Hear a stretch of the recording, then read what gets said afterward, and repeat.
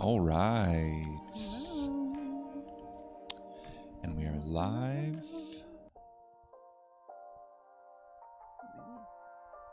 Adjusting Cool. my collar. Chilling for a bit. Big day for David. Yeah, it's a big day. It's a huge day. So nervous. He flew through the law of one, Mm-hmm. Big time. which I don't even know how that's possible. Big time. Yeah, I didn't realize how long it actually was. I knew it was 106 sessions. But then I read on the, I went on like Amazon and I was looking at the actual books to see how many pages it was. It's 1,000 pages. I didn't realize. Yeah. That's a while. And it's it's so dense. Like every probably like 100 words or something, I have to like look up just some random word. But they'll use some random obscure word instead of saying like surgeon or, yeah, like irrefutably, you know, like instead of using, like irrefutably still a big word, but instead of using that, they'll use a completely different word that I've never heard of. So I did lots of like lookup. So I had to like comprehend, yeah. Because at the like 700 pages, I remember I read that one book, the Ayn Rand book. Ayn Rand, Yeah. Ayn Rand. I forget what her name is. It's one of those three Yeah. or some combination of them. But I read that, yeah. That was like 700 pages. I read that in a night, but I could not read this in a day. Oh no. It took a long time. It's so dense. We'll get to some of the language and stuff too, but yeah, I'm excited to do this. I know This all book you. review. I know. I think it's pretty cool. I have a way that I think this will go, My hair's in your head. and that's all right. I could feel it actually tickling me in the wind. Just a little ear tickle. No, that's all right. Yeah. Well, it's funny too because simultaneously I've been diving down like random rabbit holes that don't even make any sense, and then someone will mention the law of one, and I'm it's everywhere. It is everywhere. I had no idea. Mm-hmm. It was like so prevalent. And it's like, what are you even saying? Yeah. And what is this teaching? And why are so many people obsessed with it? Mm-hmm. Why so obsessed with me? And Yeah. raw, like, oh my gosh, all of everything. It just feels dark. It's always been a hard no for me. And I even confused it with law of attraction because I just didn't know. Because it just all feels, it's just a no. Like, I'm just like, nope, not interested. Yeah, I feel similarly. I've never been called to it. And you know why that is? It's because you weren't ready. That's what they'll say. Yeah. The law of one people. That's what they say. That's true. I just wasn't ready for it. Yeah, you weren't ready. What's Hi, up, Ben? Yo, Good yo, to yo. see ya. Yo, homies. Is Emily here? We're doing a little book review. I don't know. I don't know if she's here. Maybe soon. Yeah, she was shocked at how fast you read it. Yeah, I mean, I read every day, definitely from like 10 p.m.-ish to at least 3 a.m., but most nights like 4:30. And then I also read during the day throughout the week. When I wasn't past. Yeah, you were like, I miss you. It's been so long. You don't hang out with me anymore. You don't do anything. I know. I was like, are you depressed? Yeah, I know, because I just fall asleep on the couch, and she comes out, and I'm sleeping on the couch until like noon, and she's like, are you depressed? Is something wrong? I'm like, no. I'm just reading the law of one. I know. I was I'm diligently reading the law of one. I'm on number 86 right now. It's mine forever. Yeah, well, for a while, I mean, I read a lot, and I was like, yeah, I'm on like 35. Yeah, it's a huge fucking thing. But yeah, I'm excited for it. I think we can just get into it. Yeah, you want to? Yeah, you keep sure. The jams on, or what do you No. We'll go to main broadcast. Okay. We'll turn off the music. Get into the teachings. Yeah, let's get into it. The unteachings. Yeah, tell us like the whole story. I want to hear. Yeah, what do you mean the whole story? Like, what is it? Like, set it up. Like. Oh, I have. Okay. I have. And then are you ending it in the way that with the shocking reveal? Yes. Yep. Wow. 100%. Yep. I spent 2.5 hours today writing this. Oh, okay. Writing my review. You're so dedicated. Awesome. I know. This is like, every spiritual nerd's wet dream. is this book review. Yeah, I hope so. I hope so. I hope it turns out good. I do. We'll see. This still feels like a brief overview. So before this, I guess, yeah. Okay. I think we can do this kind of brief overview. I have like 3 main questions that I'm trying to find. But then I think we could also do other videos really if we wanted to. And we can dive kind of deeper into things. And there are certain concepts we could blow out. There are different people who are teaching kind of different variations of it that I think we can do reviews of some of their material, or like that we can go in so many different directions with this. But this feels like this is a broad overview of the Law of One. Cool. Hi, Emily. Hi, Emily. Okay, let's get into it. So the Law of One review. First off, this is my opinion. This is an opinion. This is not a statement of defamation. Oh my God, we're those people. I don't know. Of course it's an opinion. Yes, of course it's an opinion. But it's real and true and right. According to me.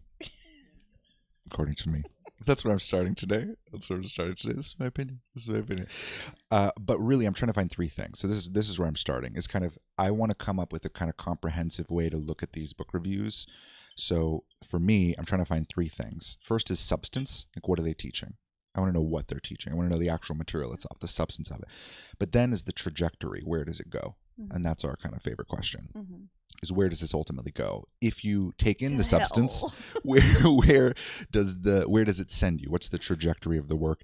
And then the third is just like an analysis. Like, is where they're trying to take us actually of light? Is this the same as us checking in with God and pulling through our own, soul's essence and our own life's work and our intuition as a real-time personal connection to God? Like, is this thing that we as intuitive people are trying to do the same as what's trying to be done here?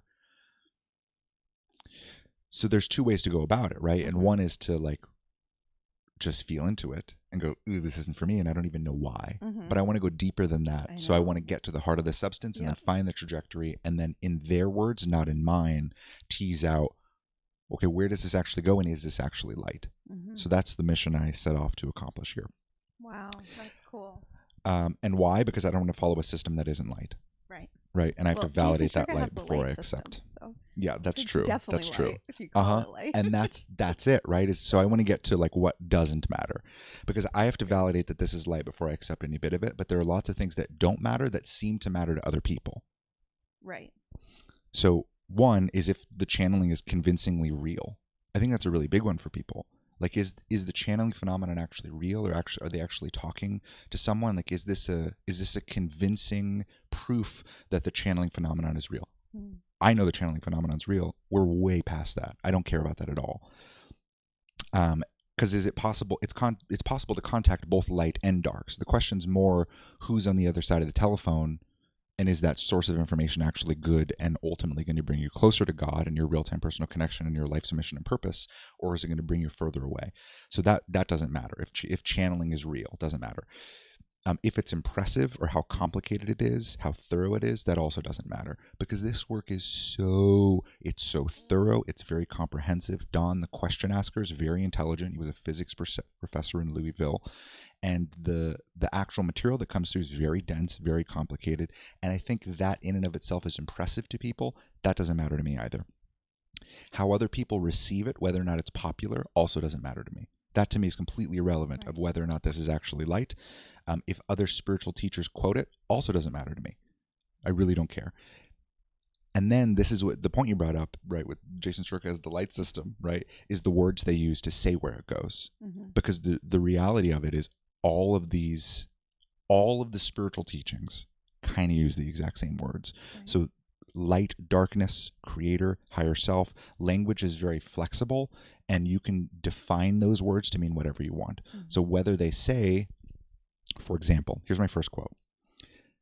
The law of one, though beyond the limitations of name, as you call vibratory sound complexes, may be approximated by stating that all things are one, that there is no polarity, no right or wrong, no disharmony, but only identity.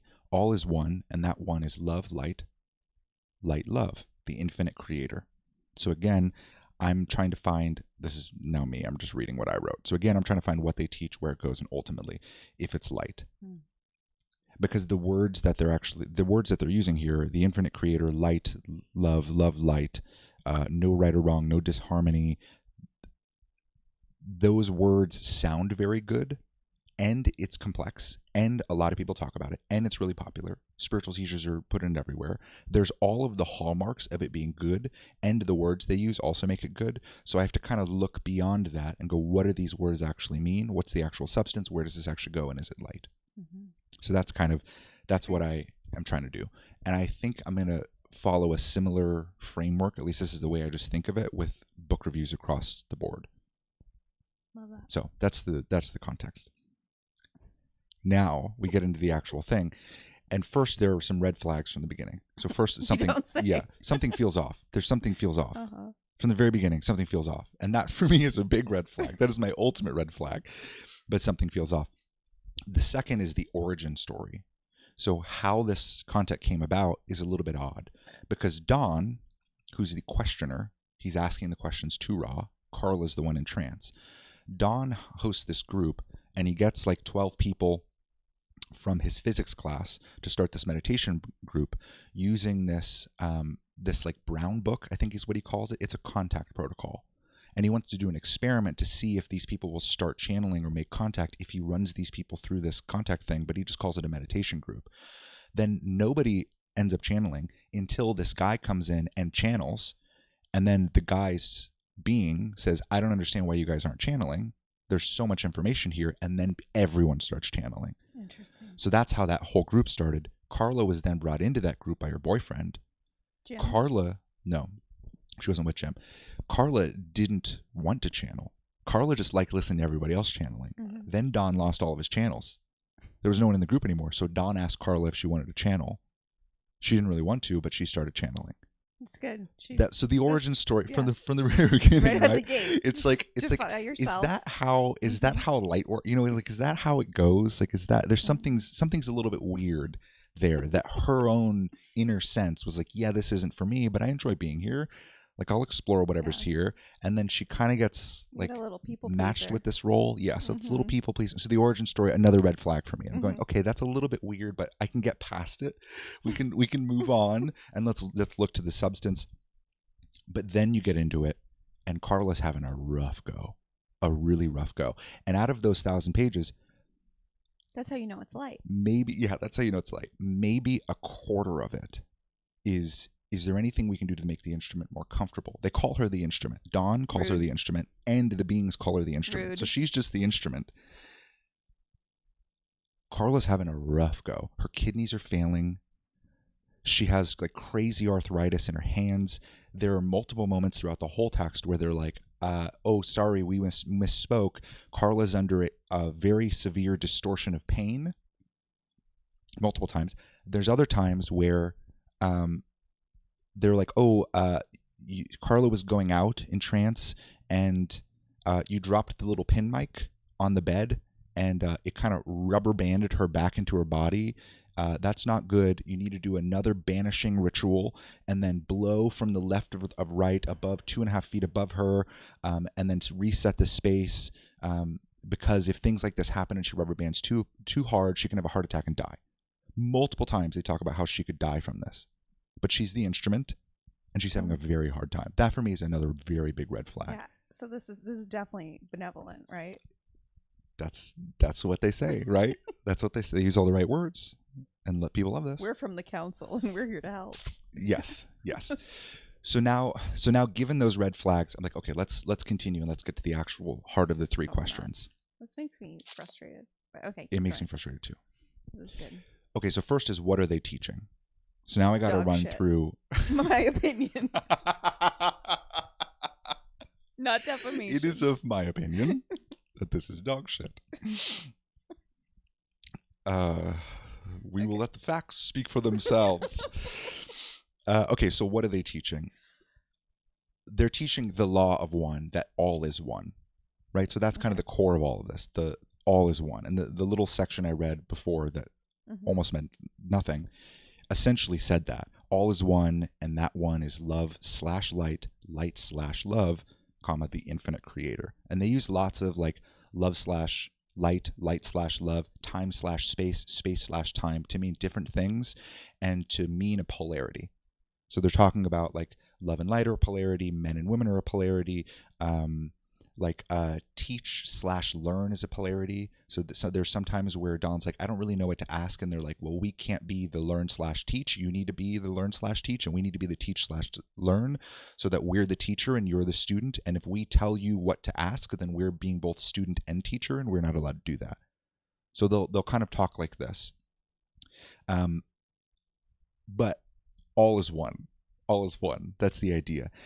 I understand that. Like, I understand. You understand that all is one? In a sense. But, for me, it's always been the byproduct of individuating.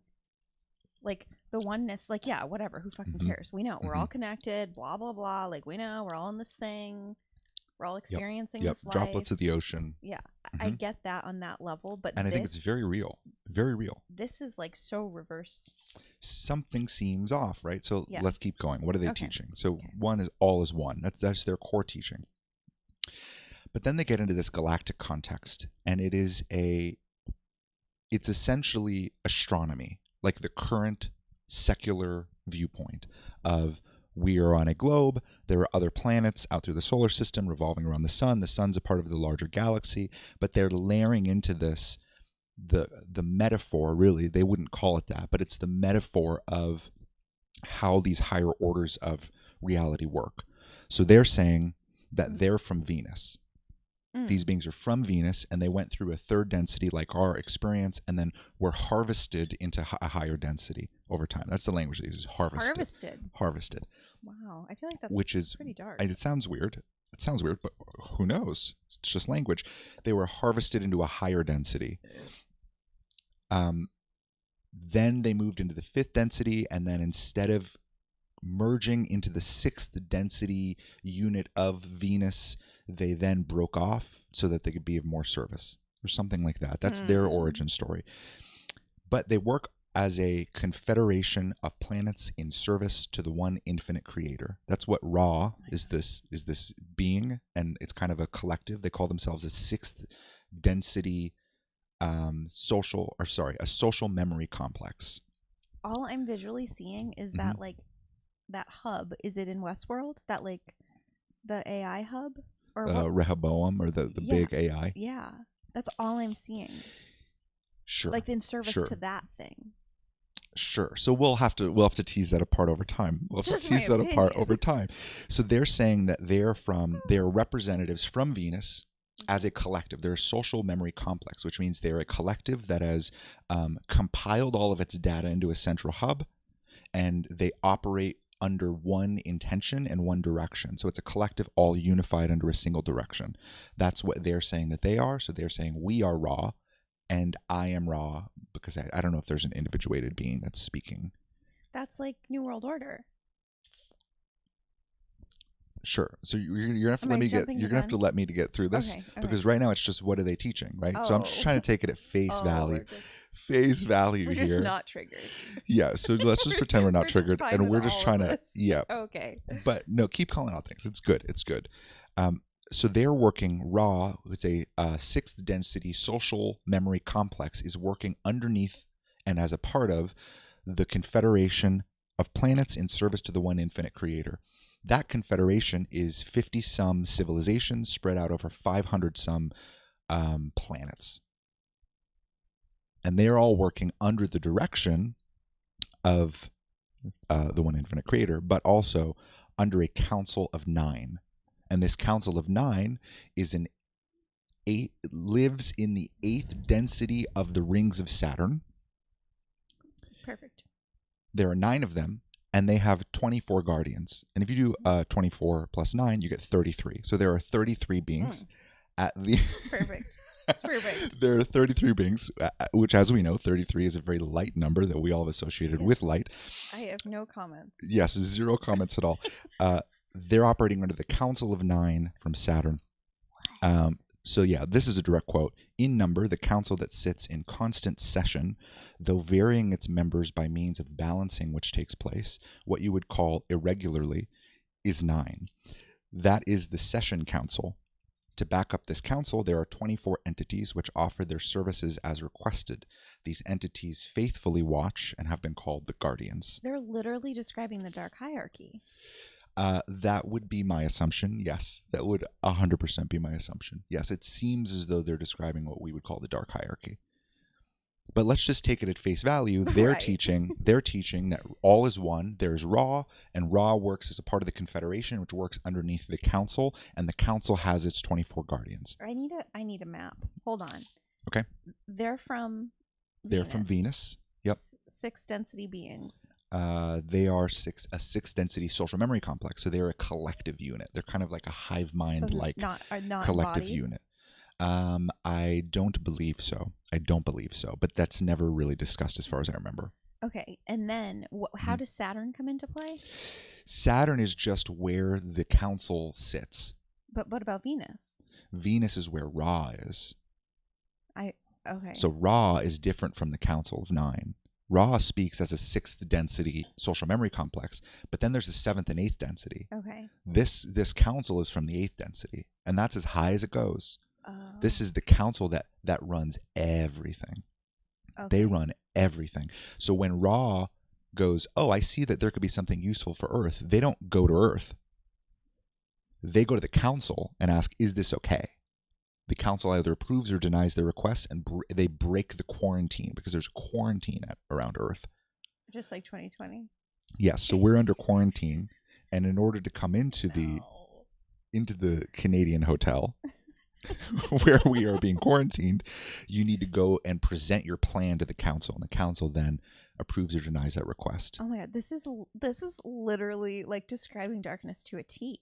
Yeah, but it's in service of the infinite creator. I don't know if you heard that word, but creator is obviously light.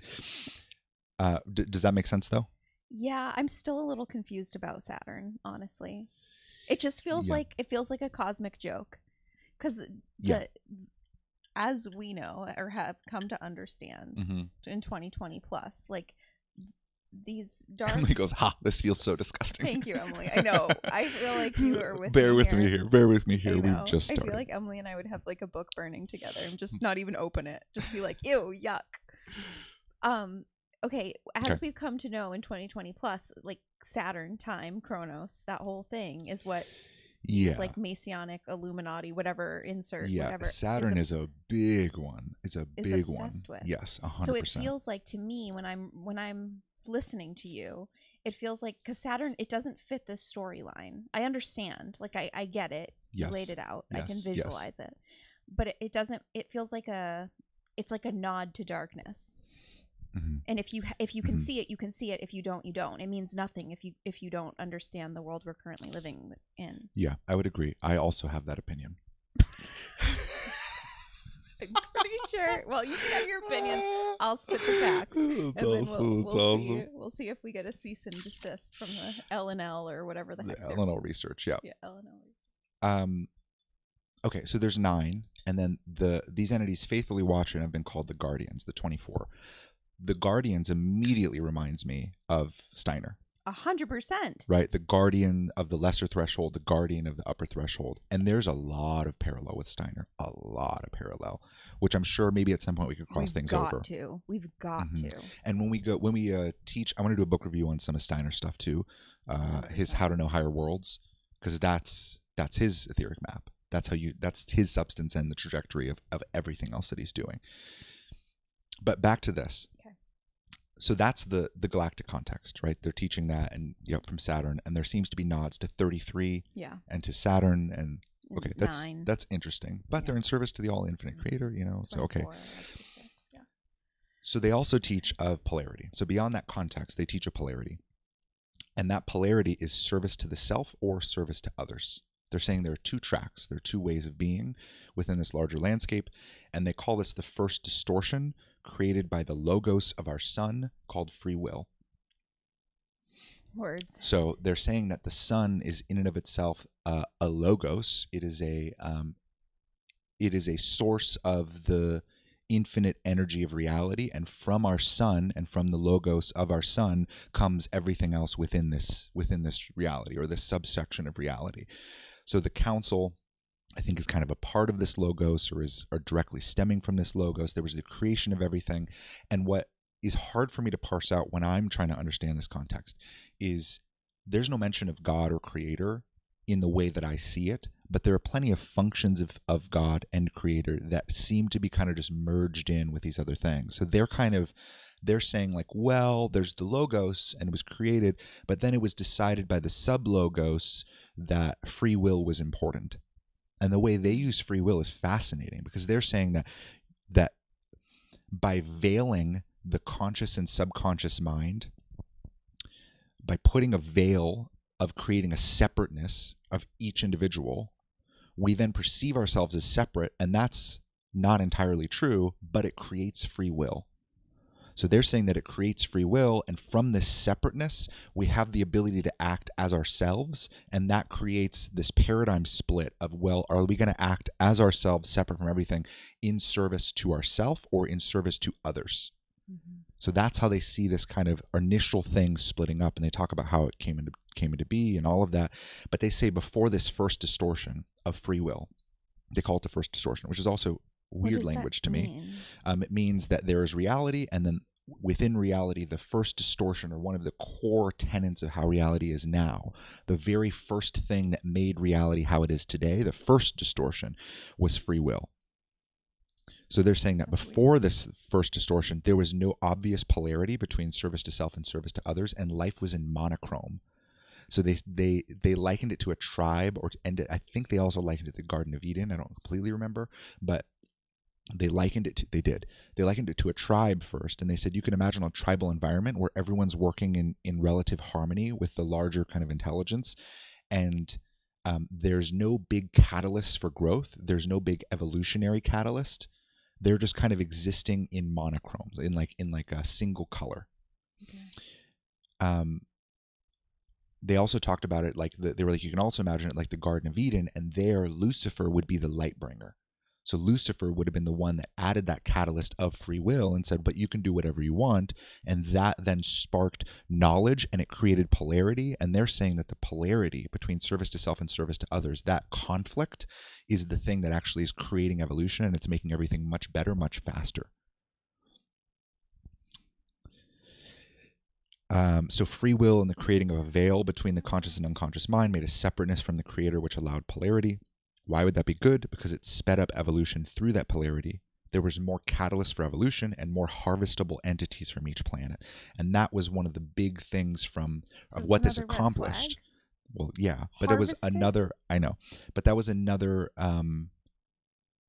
that was one of the big benefits of the creating of free will, of this decision of I'm going to take all of my decisions to myself. One of the big elements of being able to act freely was to be either in service of self or service to others, but it created more harvestable entities. So more people in a planetary sphere were able to be harvested, which means moving up into the next density.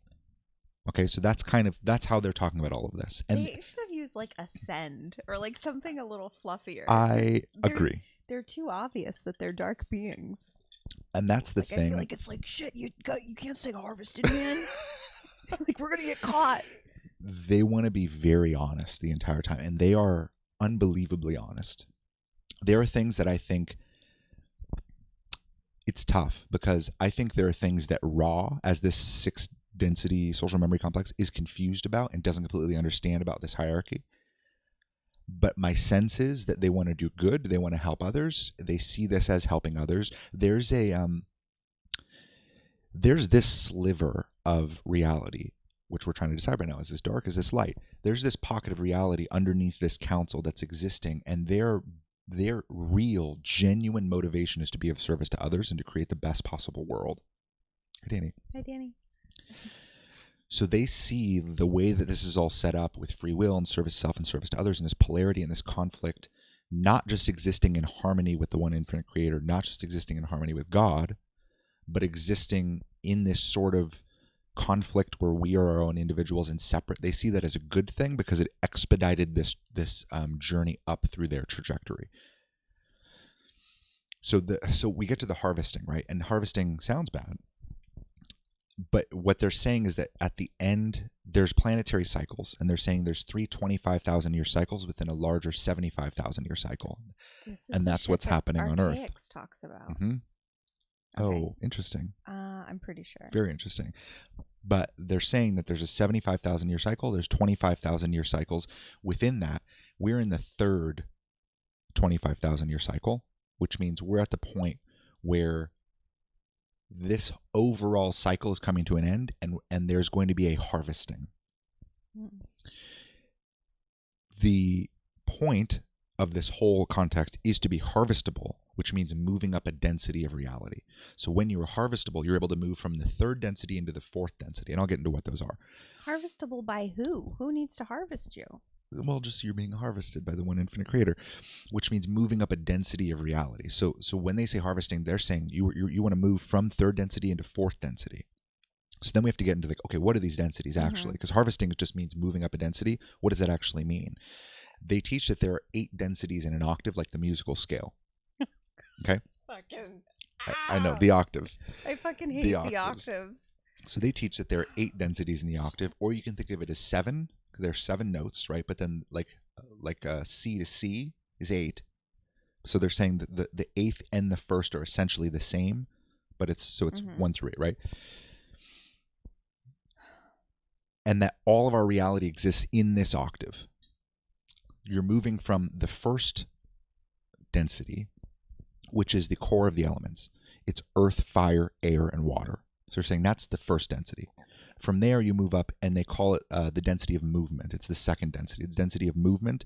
I think of it as plant and animal life, but there's a split in there because the third density is an individual. So they're saying that some animals have a sense of self, have a sense of being an individual, and they're not just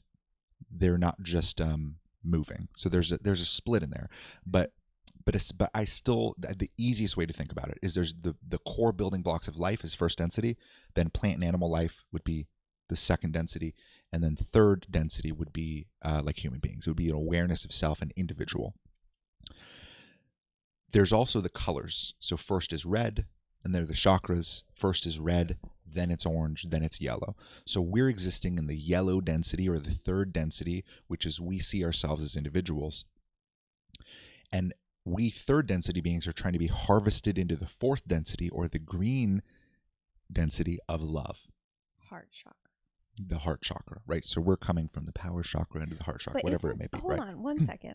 Okay. Isn't this whole rainbow shenanigans?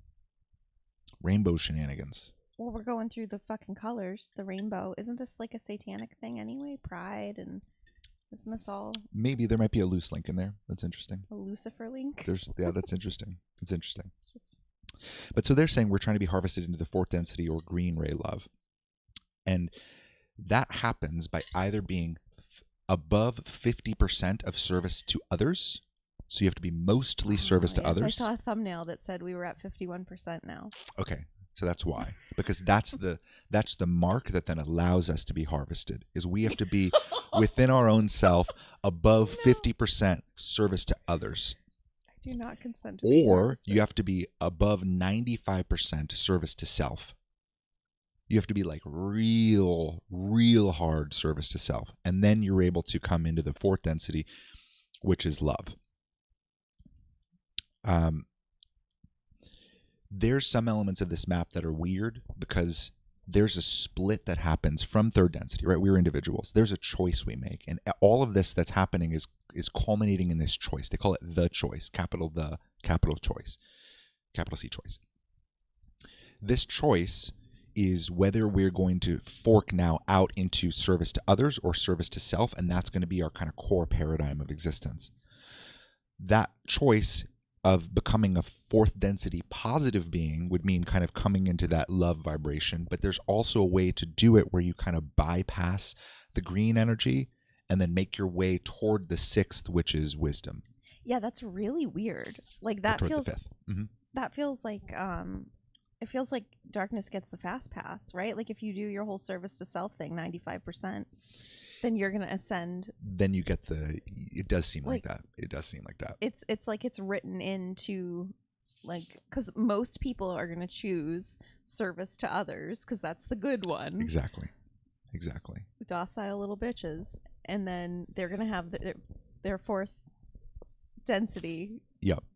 But you're right. It is weird. It is weird because Yeah, it there's feels like they fourth have a density Disney negative Fast Pass. beings that are service to self, and there are fifth density negative beings that are service to self. But it seems like what's happening. So there's this fork. Let me just finish the densities. There's this fork, and the fourth density is this love, and fourth density is where we become a social memory complex. Not interested. Right. Okay. But this is the Okay, map. This is fine. their map. Fine. Regardless of whether you're interested in it. This is their map. The fourth density is where you become a social memory complex. So we as Earth would become a unified whole, a collective, and then we would identify with that collective and then merge into it, and that would be love. That's what they call it. That's love.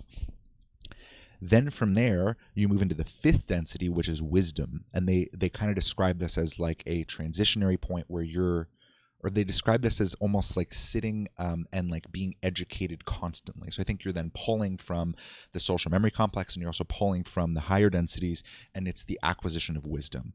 So they're calling the fifth density wisdom. Then the sixth is where the polarity collapses. So service to self and service to others. Both of those paths coalesce because the sixth is unity. So sixth is the unifying of these social memory complexes. Then there's the seventh density, which is infinite energy intelligent energy. And then there's the eighth density, or the top of that octave, the eighth and the first, which is the violet ray of intelligent infinity. So that's like the ultimate of the ultimate, like that's where everything is going, is this intelligent infinity from which all came. That is the infinite creator. And then right below it is the energy of that. So the intelligent energy. Ra exists in the sixth as a social memory complex that's unified, is working in the unity vibration. And then to get there, you have to acquire wisdom, but first you have to become a social memory complex. You have to kind of open your heart and merge with whatever essentially what we call a collective field. So that's the... Wait, so that's weird. So the ultimate is getting to Saturn. We'll kind of get to that because that's weird. Why would you be, we're from the eighth density. Yep. And then we'll describe the eighth density a little bit later. And the eighth density is like the ultimate wisdom, violet ray. Yeah, so we'll get to that because it's how does that make sense? It doesn't. And that's one of my kind of core, that's one of really my big red flags. That's where ultimately my research and review is going, is in that exact direction. But for now, those are the densities. Okay. So they're teaching this as a map or context of reality. They're saying that this trajectory is the trajectory. This is what you do. You are harvested or you're not harvested. And if you're not harvested and you aren't moving up these densities, what the fuck are you even doing? Right? It's like this is it. This is the path of evolution. This is the light. This is the light/love or love/light. This is where you're going, but where you are going is merging into a social memory complex. That social memory complex learning through a wisdom phase, then merging into unity. And I think that unity is probably other social memory complexes coming together. And your O is working for the Council of 9 that operate from Saturn, and the in total 33, including the Guardians. They're the kind of the gatekeepers, and they're who calls the shots, but they're merged with the intelligent infinity. So we're all working towards light. So that's how they set all of this up, and that's the context. Why the context matters is, the way I see it, when you believe the world works a certain way, all of your actions funnel into that. Like, one of the main problems and one of the main challenges we see on Earth right now is that we don't know where the fuck we are. We don't know what the hell we're doing here. We don't know what our purpose is. We don't even know who we are. We don't know how our bodies work. We don't know what society even is. We don't know whether things are good or bad or light or dark. We have no idea how to orient ourselves within things. So even if we want to be good, and I believe like an overwhelming majority of souls here are light, an overwhelming majority. Most souls, I really believe, are light. But we're operating within these reality contexts, these conceptualizations of what reality is, that funnels our goodness into a very specific output. Yeah. So we have to know whether or not this map, whether headed toward this pyramid of the intelligent infinity, whether we're going to merge into the, the 8th density and then move into a new octave or whatever it may be. We need to know that this direction is the right direction, or we shouldn't even go from 3rd to 4th. Right? Yeah, I'm not going. Yeah. I was like, I'll just fucking respawn here. Yeah. All the live long day. So that's now my question, right? So that's the substance. That's the main substance of what this entire all 1,000 pages are kind of talking about. And there's other practices and there's things, but now my question is, okay, so where does this go? What does that trajectory actually mean? So now we get into, where does this go? It's a context that's designed to get us to freely choose. Can we just take a breather? Sure. Yes, we can. So now, where does this go? Let's get right into it immediately because I'm stoked. Yes. So that's what's happening. It's a long breather. I know. It is a lot. And I'm distilling it down a lot. Does anyone have any questions other than barf Oh, faces? yeah. If you have questions, feel free to let me know. In addition to the barf faces. Feel free. I wore green today in honor of being harvested into the 4th density. That's awesome. I'm looking to get harvested. That's awesome. If you want to get harvested, wear green. That is insane language. Yeah, I agree. And they'll say it on their website too. They're like, it might be kind of weird language, but here's what it really means. Like there's an understanding that you don't want to be harvested. That doesn't sound like something you want to be doing. Like if you go up to a random person, you're like, hey, would you want to be harvested by higher density beings? And they'd be like, that sounds terrible. What the fuck are you talking about? Isn't that like a thing in the Bible, the harvest? Or is there some biblical? I think that's probably what it refers to. But what's that picture where like God rapture? Is that what it is when God comes back and all the people are like this in the sky? Floating up, yeah. That looks like a harvest to me. That I think is the I think that is the harvest. That zero. is the I think that's the idea. Zero part in that's that. the idea. Okay. Okay. All right, we ready? Next segment. We ready? Yeah. Step 2. Needed a second. Where does this go? Where does it go? Let's find out. So back to the context idea, right? Like this is a context of reality that's designed to take us along a specific trajectory. And this is what you were mentioning. There's an obvious bias here in that we want to be good. We want to do the right thing, right? We want to choose the best possible path. Right. So since we want to be light, good, working for the creator, moving along the positive track, this is presented as a choice of you can choose and you can polarize. And as long as you're 95% service to self, or 50% service to others, you're going to be harvested. You're going to move on. You're going to go to the next density. You're going to go into love. The council. I think. But even though it's presented as a choice, since we want to be good, there's a very clear trajectory. Oh yeah. Right. It's very clear 100%. that we're going to go. Oh well, obviously service to others. Like I'm not going to be a dick. I'm not going to do the service of self thing. That's not what I'm trying to do here. So I'm going to do the service to others thing. So where this really goes is service to others, and it's moving up through the densities along that track. That to me is the point of what this actually is. And the whole thing of service to self, I didn't really mention this anywhere in here, but they're saying that there are 4th density beings from the Orion system that are interfering. And there's a lot of interference, and it's the source of most of Carla's pain throughout the whole thing. Oh, yeah. There's experiencing a bunch of pain, but the instrument is receiving a lot of pain because of distortions caused by the fifth density or 4th density. There's different ones. Yeah, your companion. They call him the companion because they have to love this being. Why?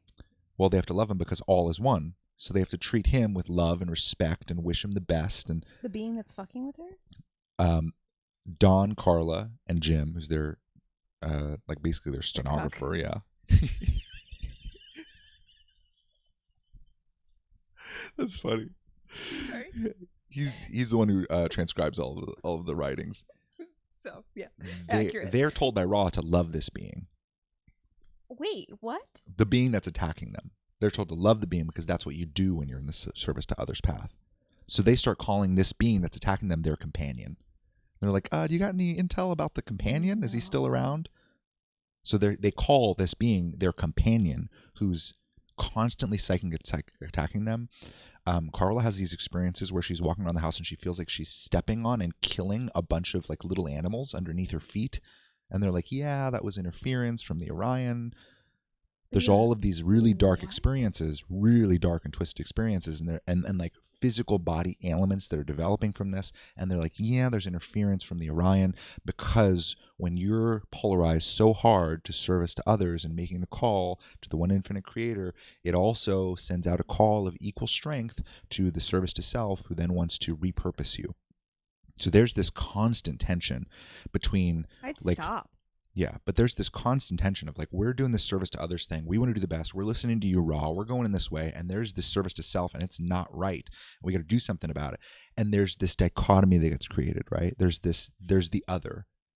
And the other is now the Orion beings. And you just got to love them. You got to love them. You got to send them light and love. You got to wish them peace, wish them joy. Like eventually they'll realize we're all one. And oh my God. It's just another flavor of darkness. It's like, I could see it as like the quote unquote enemy, or like the other, like, you know, if there's all these elements of darkness, which we've brought through before, like the different factors, I guess, of darkness and how they operate, like with chaos or somewhat like money and power and influence, whatever the buzzwords are. I don't remember exactly what came through, but it just seems like it's another element of that. Like it doesn't. Yeah, but that's a piece of their context, is that all of those things, all of the darkness, is that service to self path. But we're the service to others. And eventually, once you get to the sixth density, everyone realizes they're all one anyway, and then we all do this thing. So we might as well be good and love them now, because they don't. But was it?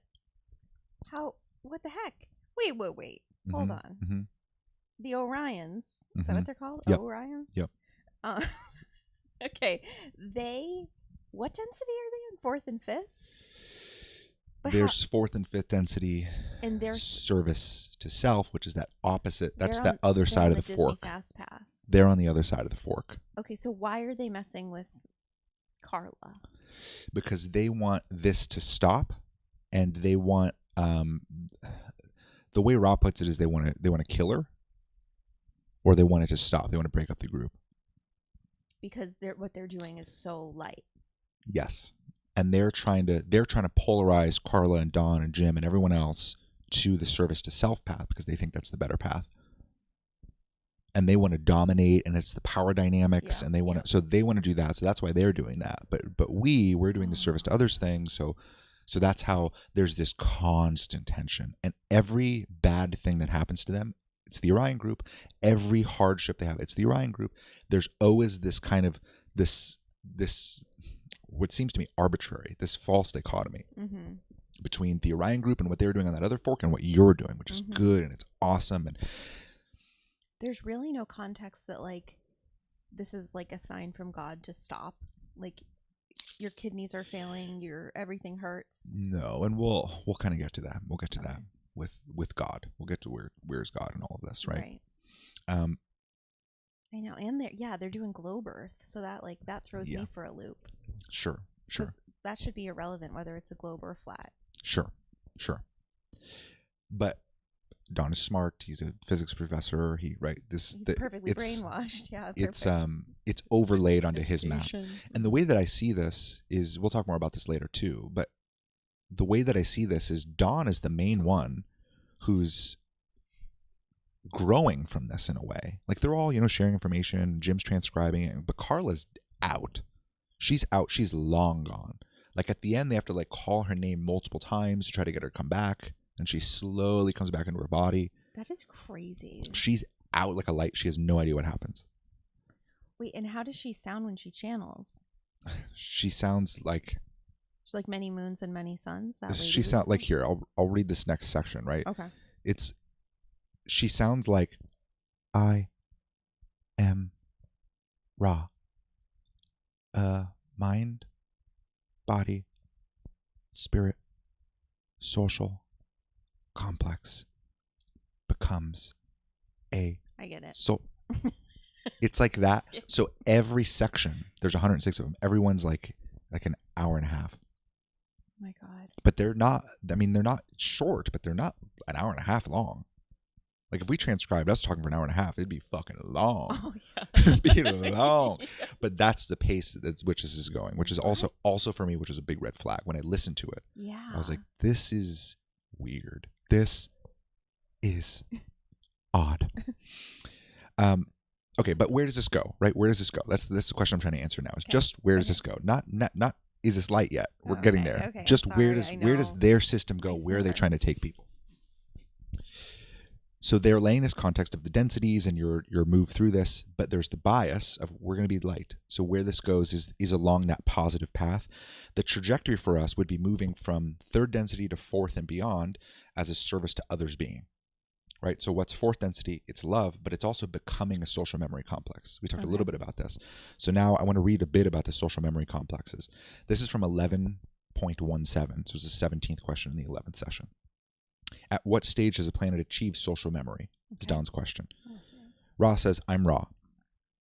A mind, which Ra says that at the beginning of everything. Everything. It's like we know. I am Ra. A mind, body, spirit social complex becomes a social memory complex when its entire group of entities are of one orientation or seeking. Okay. So everybody is under one orientation or seeking. The group memory lost to the individuals in the root of the tree of the mind then becomes known to the social complex, thus creating a social memory complex. So there are group memories lost to the tree of the mind that we normally don't have access to becomes available. So it's kind of like, in our language, it's jacking into the collective field, and you suddenly all of the collective wisdom becomes your wisdom. Okay. The advantages of this complex are the relative lack of distortion in understanding the social beingness and the relative lack of distortion in pursuing the direction of seeking for all understanding. Distortions are available to the entities of the society. Sure.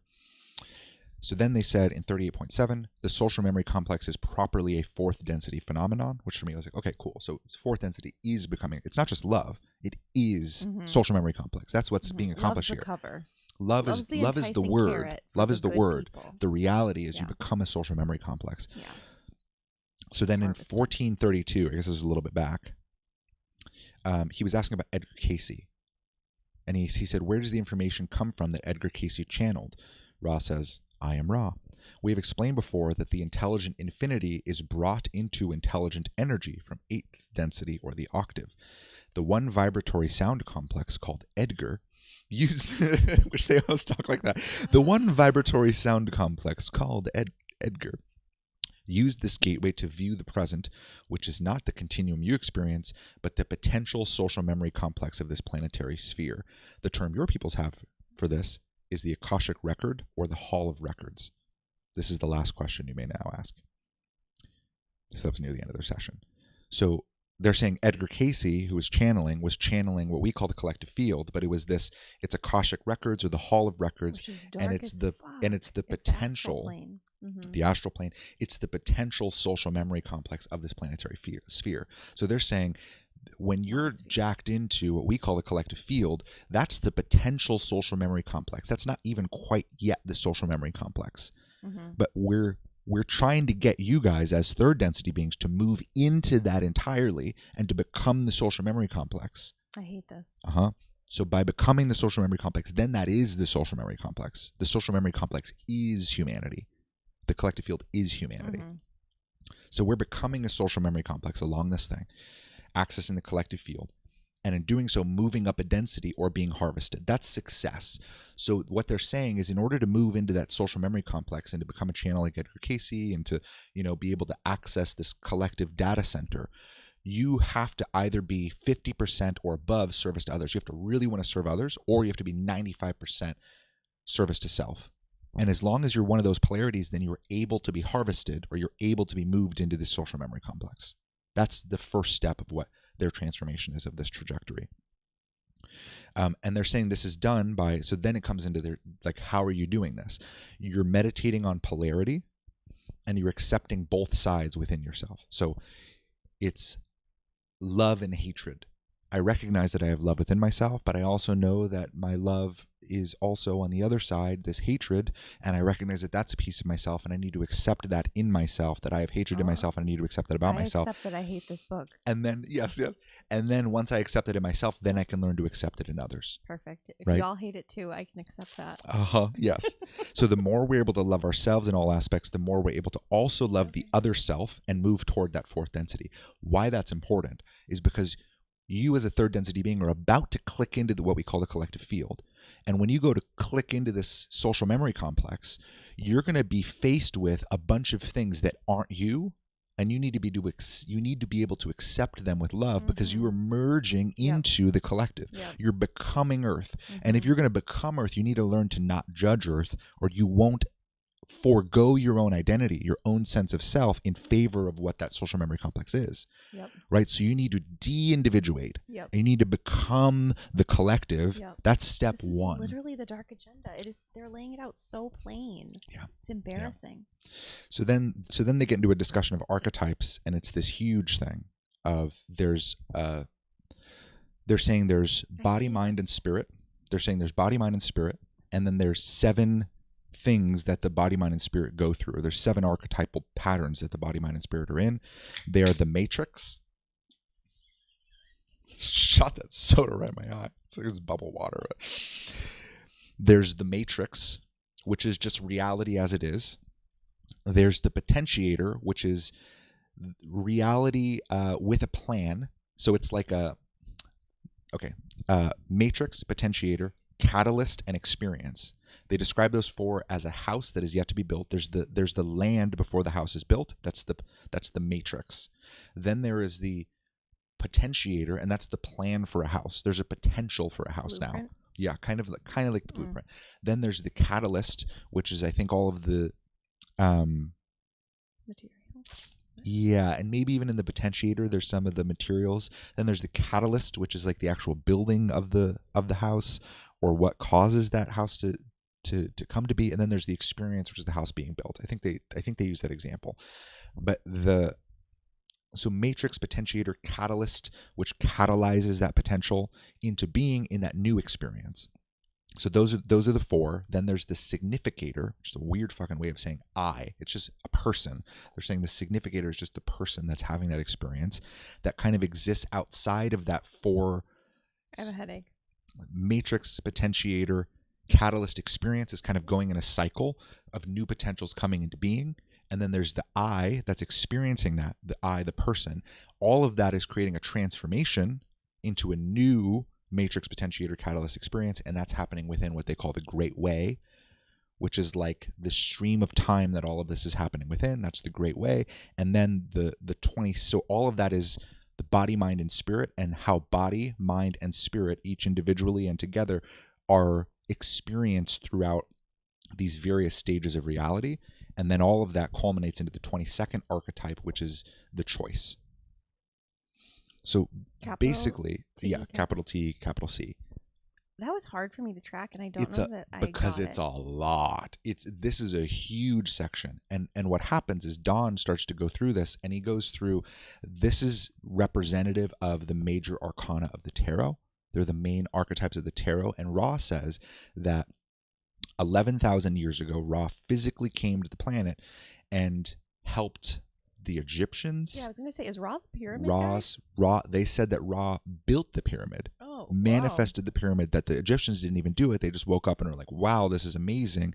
And that the pyramid was meant to be an initiation chamber and was meant to funnel certain intelligent infinity into the seekers within it. And there was the Queen's Chamber, which is the resonator, to be able to go deeply into meditation and pull more data. Then there was the King's Chamber that was slightly offset, that was meant to disrupt. So it was meant to basically be like a psychedelic experience where the energy be rushing through the pyramid in such a way that it would put your whole body into disharmony, and you could use that to then reconfigure yourself into another state of being. But it was really destructive, and they made a mistake. They said they made a mistake in giving that technology. Then how did Ra get harvested to the 6th density? If he's fucking up. Well, that's just how things go. And under the eye of the Council of Nine, there are many mistakes that they talk about. Many mistakes. So I just wanted to mention the archetypes, and it's not really important, but I think what is interesting from that is they're laying out essentially how to orient yourself within reality, which is the same. I mean, that's very helpful for me. Not this, but it's very helpful for me to go, oh, like we talk about this, B talks about this, how there are reality configurations, and then we're presented with through a larger orchestration from divinity, we're presented with certain challenges that then helps our soul essentially have a choice within reality, right? They're describing something similar, very similar, in just here's how reality works. You need to be able to orient yourself within it, and it's because we don't know where we are. So a huge chunk of learning to move into all of this and going along this is they're trying to orient people within a larger context. So that's the densities, but it's also these 22 archetypes of experience where they're like, you don't even know yourself. You don't even know that your body is experiencing this. You need to know that your body's experiencing this. And they're saying that this is what originally they taught the Egyptians. And the Egyptians mixed that with what they got from the Sumerians and the Chaldeans, and they blended it into their tarot, and it's all inscribed in the Great Pyramids of Giza. These archetypes and these like hieroglyphics are meant to represent these archetypal states of being, and this was Ra trying to teach the Egyptians what reality was and how to orient themselves within reality. And they're saying these archetypes aren't the path to growth. It's not the trajectory through the densities. It's not the transformation you're on. It's just how to think about yourself and to know yourself so that you can essentially have the awareness to know what your mind, body, and spirit are doing in these various stages and challenges of life. So they also kind of give a map for how to see your experience. Just glazed over. I hate it. I'm tracking. Yes, I missed a huge chunk of it. That's honestly. Well, because the words meant nothing to me before this. Matrix, potentiator, catalyst, experience, significator, transformation. It's so comprehensive, but it's like it's retarded. It's not really like trackable. It's not like hitting that thing inside of me where it's like, oh yeah. I know I was getting that too, or like, oh, that's what I get when I check in. It doesn't validate any of my existence. Yeah. But it does outline reality fairly well in that there are potentialities. Essentially, here's the way I see what they're saying. There are a bunch of potentialities. There's infinite possibility, but there needs to be some sort of intelligent plan for that potentiality to be useful. Because if it's just a sea of probabilities, nothing's happening. Right. There needs to be a plan, and then something needs to make you want to do that. There needs to be a catalyst. And if you do that, there's a whole new experience. Right. All of this is happening to you, and you need to understand this is all happening to you, and this is how you're moving through reality. And they're showing this moving through that manner of there's a bunch of possibilities, then you make a decision on that, and then you move into a new experience. This is happening through reality along the great way, along the path of time, and it's not time as in hours, but you can see time as moving from this experience to experience. Mm-hmm. It's actually not bad. This context isn't bad. It's just here's how reality kind of works. And there are elements of it that I would disagree with. And I didn't do a deep dive into the archetypes. There's like a 90-page booklet that they taught at a workshop that goes deeper into them. They do meditations on every one of the archetypes represented by the tarot. So you do like the Hanged Man archetype, the Empress, the Emperor, the Great Sun, the Joker, whatever. Mm-hmm. There's all of those archetypes, and they're all represented and broken down in this model where they're like there's body, mind, and spirit, and this is how they move through reality. So they teach that.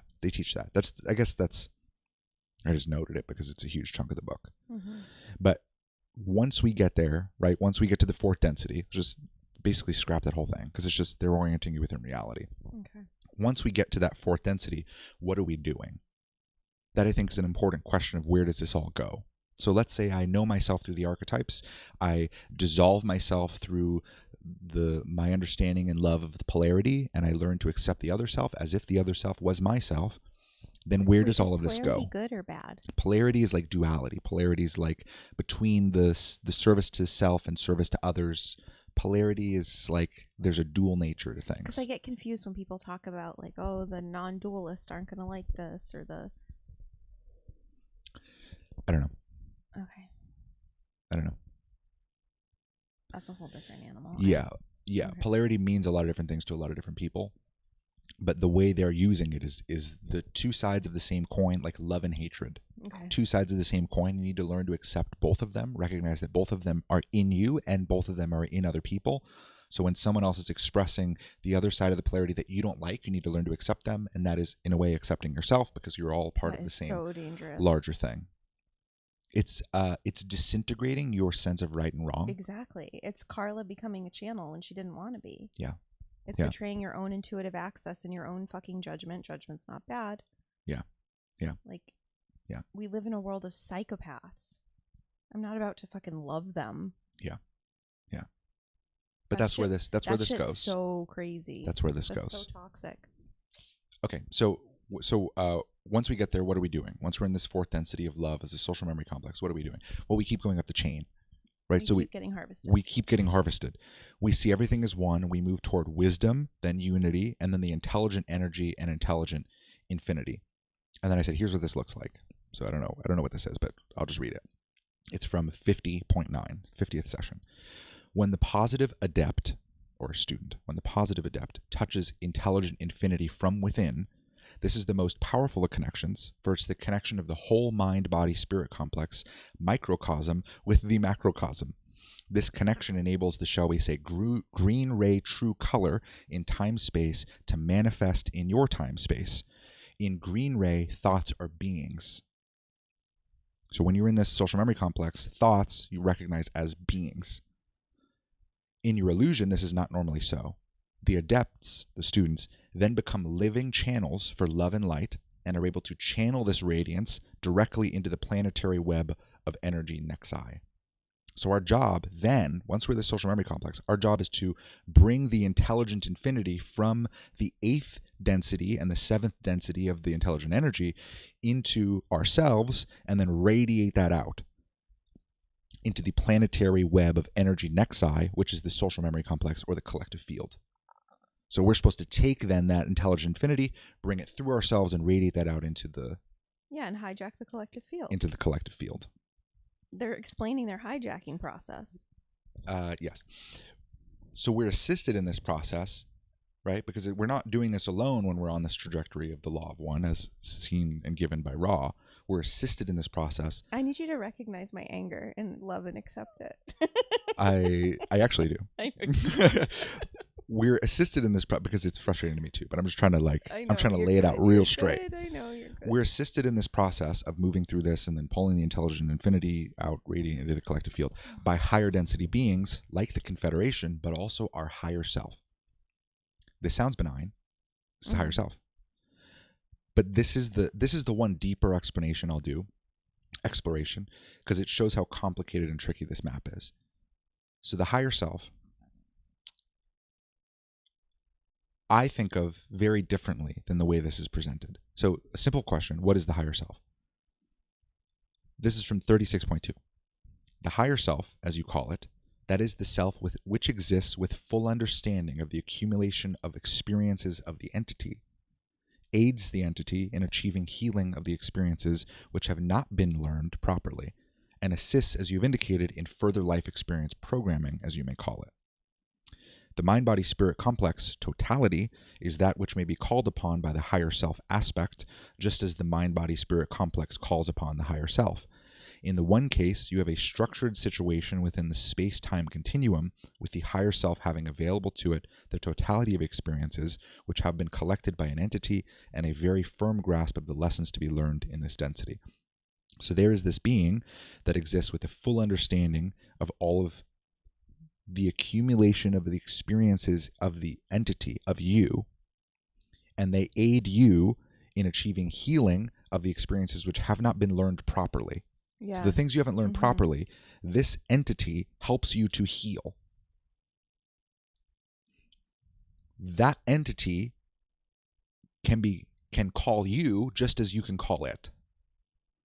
And you have this structured situation within the space-time continuum with the higher self having available to it the totality of experiences which have been collected by an entity. So it knows all of your experiences and has a very firm grasp of the lessons to be learned in this density. It knows you very well, and it knows exactly where you need to be going.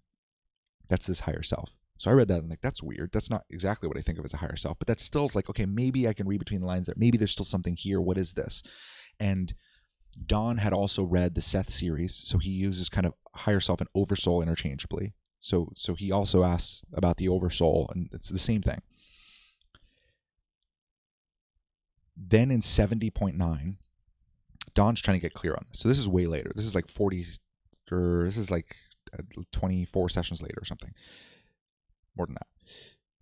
Don says, I think I have an erroneous concept of the mind-body-spirit complex. This is Don talking, by the way, so you can hear how he talks too. I think I have an erroneous concept of the mind-body-spirit complex, for instance, that I represent here in this density, and my higher self.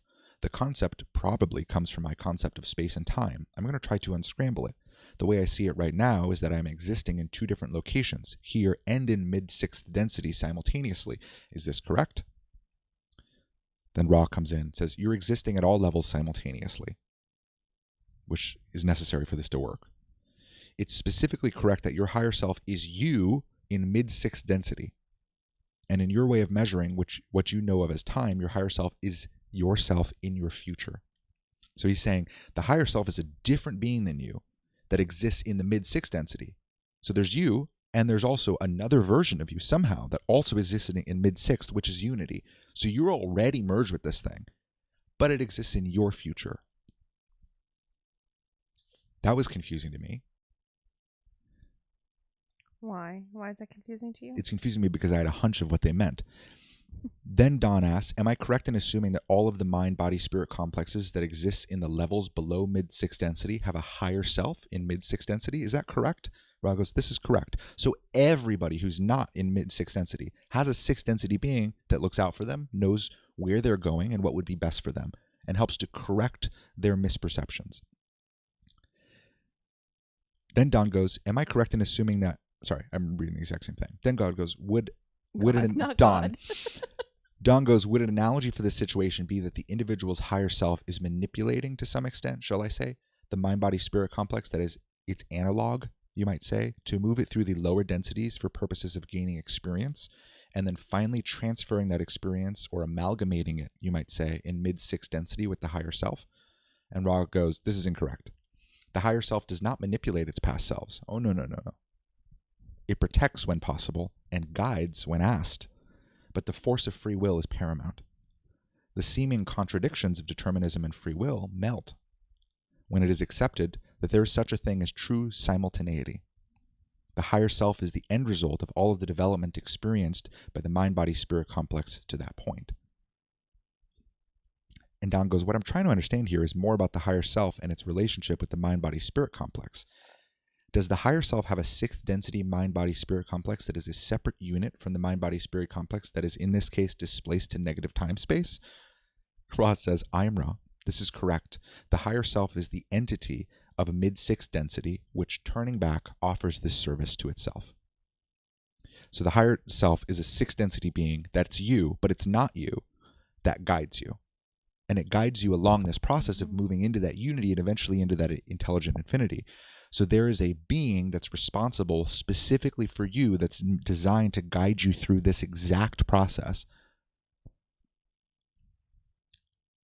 And it's you, but it's not you because it's you from the future. And why that confused me is because it makes no fucking sense.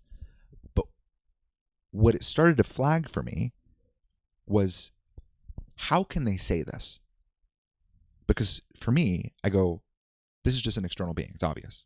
It's obvious that this is a being that's just assigned to you. Very fucking clear. Very clear that there's a sixth density being that's merged into unity that's assigned specifically to you. And that's assigned to every being in existence. All of these other beings that are doing this, if they have the violet ray within them, or if they have any inclination toward this, then a being in that sixth density gets assigned to you. And it's their mission to help you specifically and guide you through this process toward the intelligent infinity.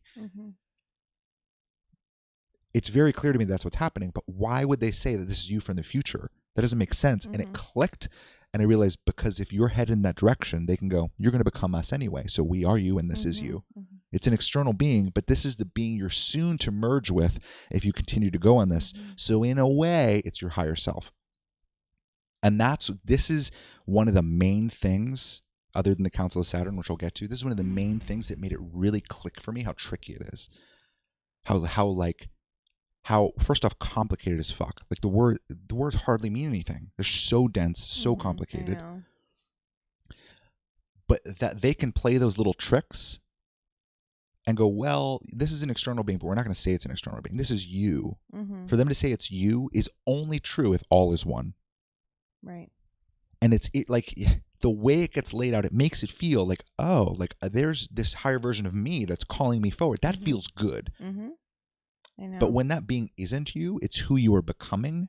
And who you are becoming is becoming that being. Do you know what I mean? Then it's deceptive. Then it's like you're meant to merge toward this being. That's not really who you are. That's not your essence. But if you want to make it into these higher densities, here's your guide. They'll teach you how to get there. You become more like them, and they'll show you what's wrong with you. And it's that's the exact same feeling. Again, of Steiner. There's lots of overlays here. I know. It does feel like Steiner. You know what's funny? Aaron Abke. He's big into the Law of One. That's his jam. He's a YouTuber, I guess, spiritual teacher, self-proclaimed. I was reading through some comment section, and everything he was liking was when they were referring to him as Ra. They were like, oh, you're the 6th density Ra. You came back. Like Aaron is Ra. That's what he was liking? Yes. Funny. I was like, what? And it didn't mean anything. I read it and I was like, this is weird. Like, I don't know what this means. But now having all this context and what you're saying, it's like, But then that higher self connection, future self, whatever. Like, it's like they see him. Yeah, there's no understanding here. It's so weird. There's no understanding here of your soul being unique. Right. And of you having a soul purpose. Right. None of that's here. Right. There's no individual soul purpose in this map at all. Yeah, it's all about merging. Yeah, if you want to be good, you merge. If you want to be a good little boy, you merge, because you don't want to be those service to others or service to self. You don't want to be those service to self guys, like the Orion who's attacking you. You don't want to be like the psychic attack fucks who are coming after you and making your kidneys fail and making you allergic to everything, and who's going to send a bees at you, even though you're allergic to bees. Those are one of the things. They're like, oh, well, the hive of bees is very easily controlled by a dark entity being, so it'd be better not to live at that house with the beehive, because you need to make sure that the bees aren't in radius, because darkness could come, and then that amount of bees would easily kill you, Dawn. Dawn? They were just having a go. They were having a go. That is so crazy to me. Like, I don't feel any sense of light or God or anything. Like, I feel like... Yeah, God's not in this map at all, except for where God is necessary. And they use the word the logos, they use the word the creator, and even in creator, they mean they created this thing. Yeah, they mean that the Council of Nine and all of it, they set things up this way. They built the collective field. They structured things the way they are, so they are the creator. And there's that weird, like, no, we're the creator. There's that weird feeling in there where they don't mention the creator. And I'll get to that. I'll get to that same thing soon. Wait, actually, can we pause for a second. I have to pee. I've drank so much liquid. Sure. Okay. Yeah. Go ahead. Okay. I don't want to miss anything. No. It's okay. Yeah, we'll just take a break. We'll just take a break. Okay. I mean, I honestly have to pee too, so I'll sit for a second. What do you guys think? Emil says, never read The Law of One. Curious to hear about it. Hope you're enjoying it.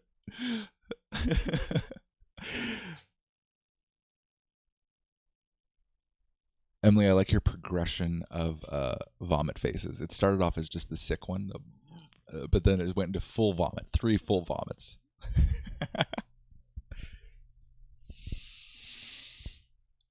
Yeah. This is wild. Just intense.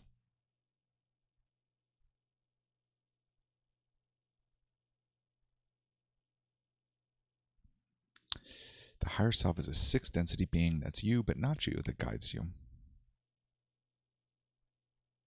Okay, that's exactly where we left off. Oh, I've read so much. It's crazy how much I've read.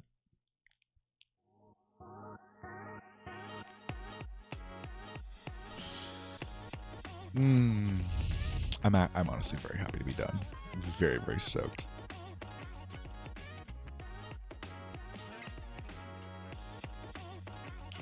Man.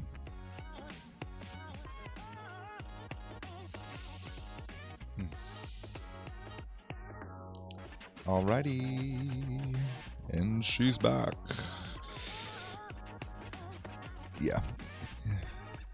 entertain them. Be right back. All right, guys. Oh, you didn't even talk to David while I was gone. Nope. Okay, we're just being quiet over here. I can't stand this shit. It makes me so frustrated. There's like, I don't feel any benevolence in it whatsoever.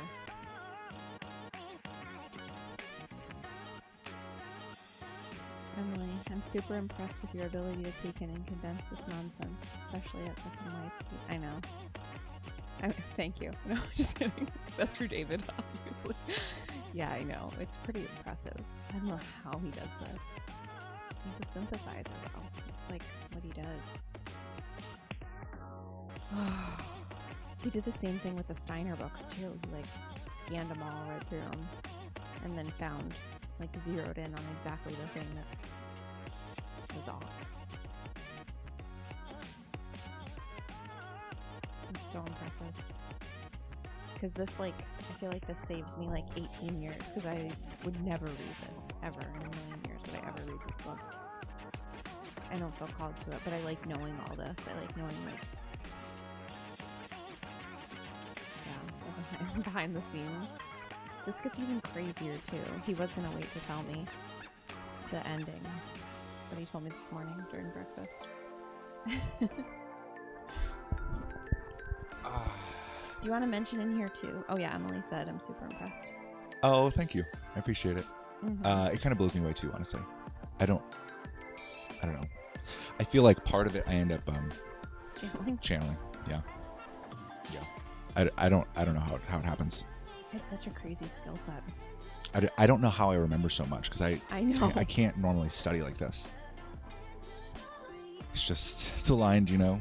It's aligned. It's aligned. You were ready. It's the intelligence of the infinite creator. Yeah, you were ready. The student appeared. The student was ready. Whatever. Hey, there's another thing. Oh, did you want to at least to have it in this video? Because I know we talked about it somewhere else. Okay. That the reason Carla kept channeling Ra. Well, because initially she didn't want to. Right, but she called in Jesus. Oh, yes. I think that's just it. Yeah, we can note it. I don't even have it in here. I think it's worth a note. I think it's worth a note too. Okay. So Carla validated this channel, validated Ra as good from the very beginning by calling in Jesus. And since she called in Jesus and Ra didn't go away, that's how she knew that it was light.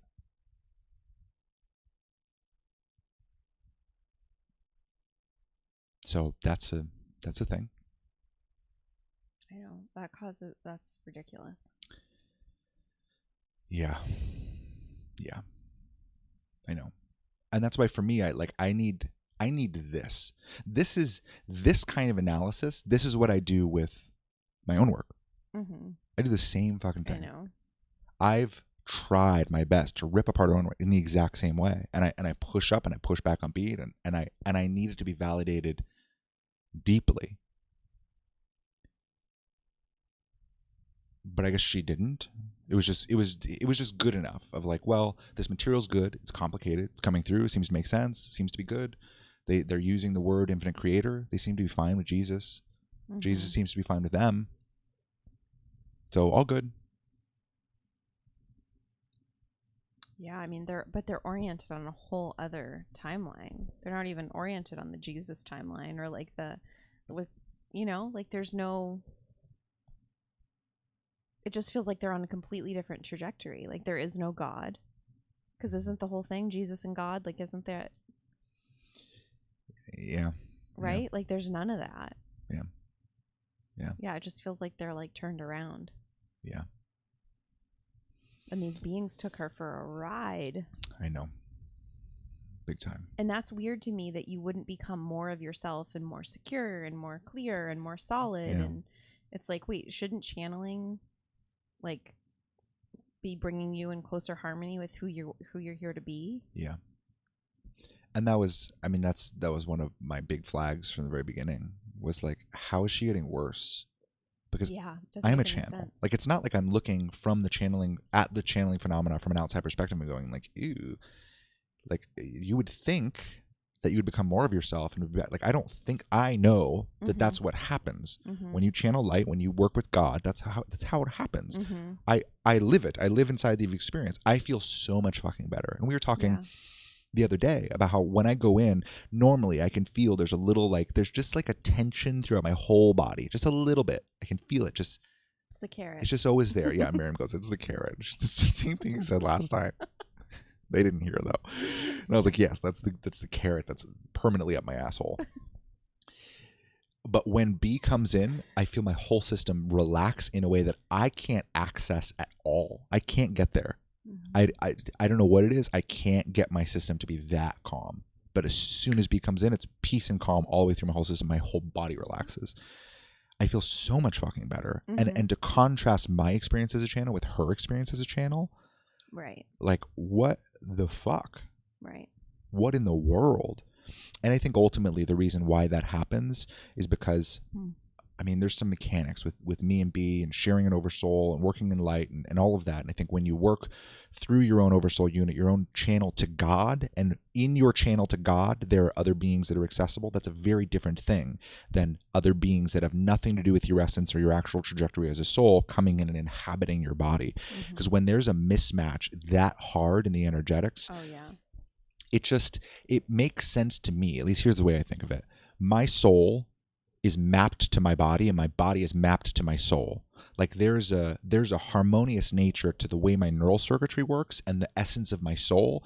And if there's a completely different energetic that has nothing to do with me in here, it starts to rewire things. My neural circuitry has to map to that thing, not to me. And it's not just the way I think. There's also, like, the way that my body takes care of itself and the functions of my system. It makes sense that their bodies started to fucking shut down.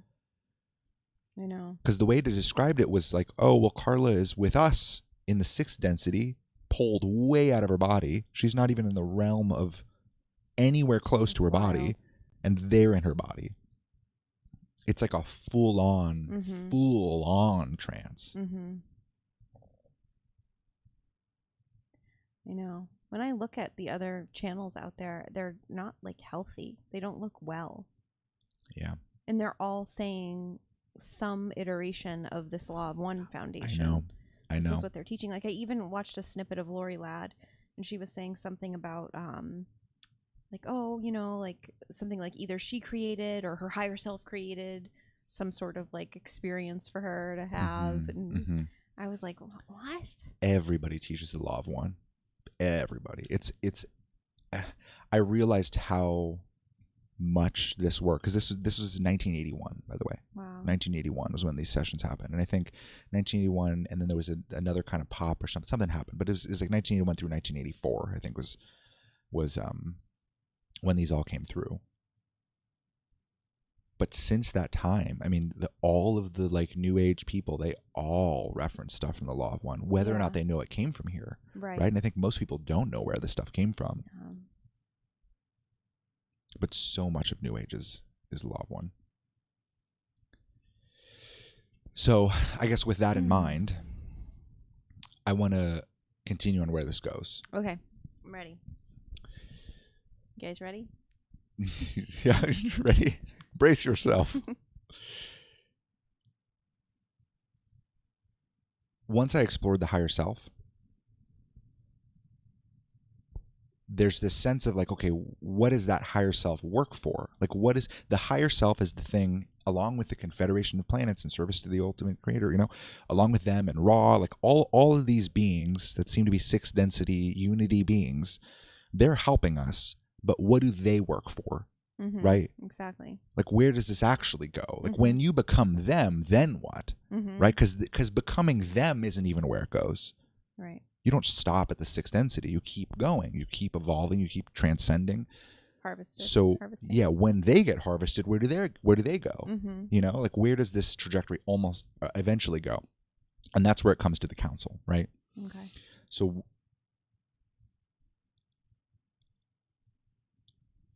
this higher self, which is this 6th density being that is guiding you and knows you and is personally assigned to you, mid sixth density being, right? I think, yeah, maybe. Mid maybe. means like Yeah, mid. not great. Yeah, like, yeah. That's funny. Yeah. Yeah. He's not new sixth density, but like, he's mid. He's mid. So who does this being ultimately work for? The same thing that everyone does. The same thing that Ra works for, other contacts for Earth. They talked about other systems also coming to Earth and informing like the South American pyramids. Like there's other beings and all of them get permission directly from this Council of Saturn. The Council of Nine or the Council of Saturn, they call it the Nine, they call it the Council, but everything is governed by this council. Okay. Allegedly. Yeah. So in the case wherein a social memory complex, which is the servant of the creator, sees this situation and has an idea for the appropriate aid which can only be done among your peoples, the social memory complex desiring this project lays it before the Council of Saturn. If it is approved, quarantine is lifted. So everything that Ra's doing was approved directly by this council. Okay. Everybody works for the council. So what's the council? From the very beginning, this is 7.9. This is just the 7th session. The members of the council are representatives from the Confederation. So they're from the Confederation. They're from this Confederation of planets. They're representatives. And from those vibratory levels of your inner planes, like the astral plane. And yeah, people debate it. But like maybe is it inner physically or is it inner spiritually, right? Who knows? But they're from the vibratory levels of your inner planes, bearing responsibility for your third density. In number, the council that sits in constant session, though varying its members by means of balancing, which takes place, what you would call irregularly, is 9. I've read this piece before. That's the session council. To back up this council, there are 24 entities which offer their services as requested, called the guardians. This council operates by means of what you would call telepathic contact with the oneness or unity of the 9.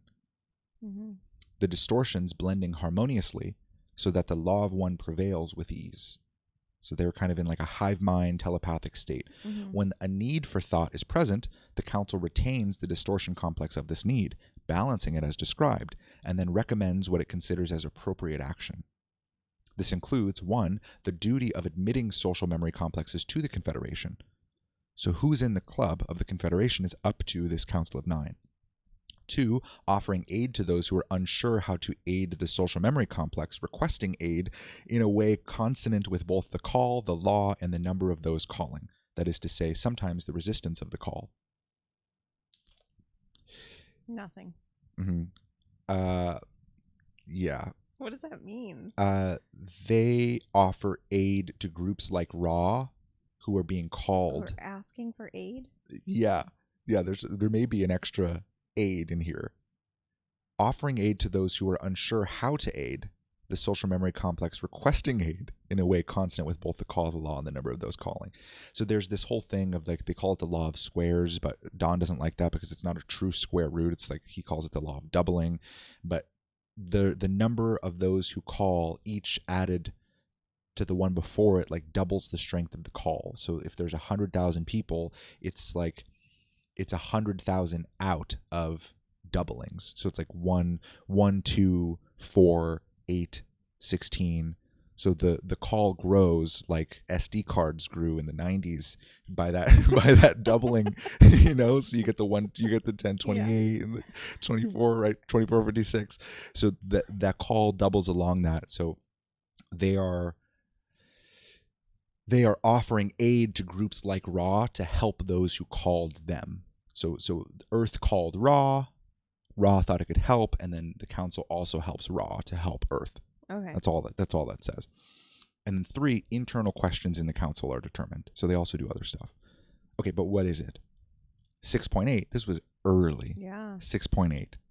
They said that the Council of Saturn, which again governs all things, allowed Ra to break quarantine to do this work, is located in the octave or 8th dimension of the planet Saturn, taking its place in an area which you understand in third dimensional terms as the rings.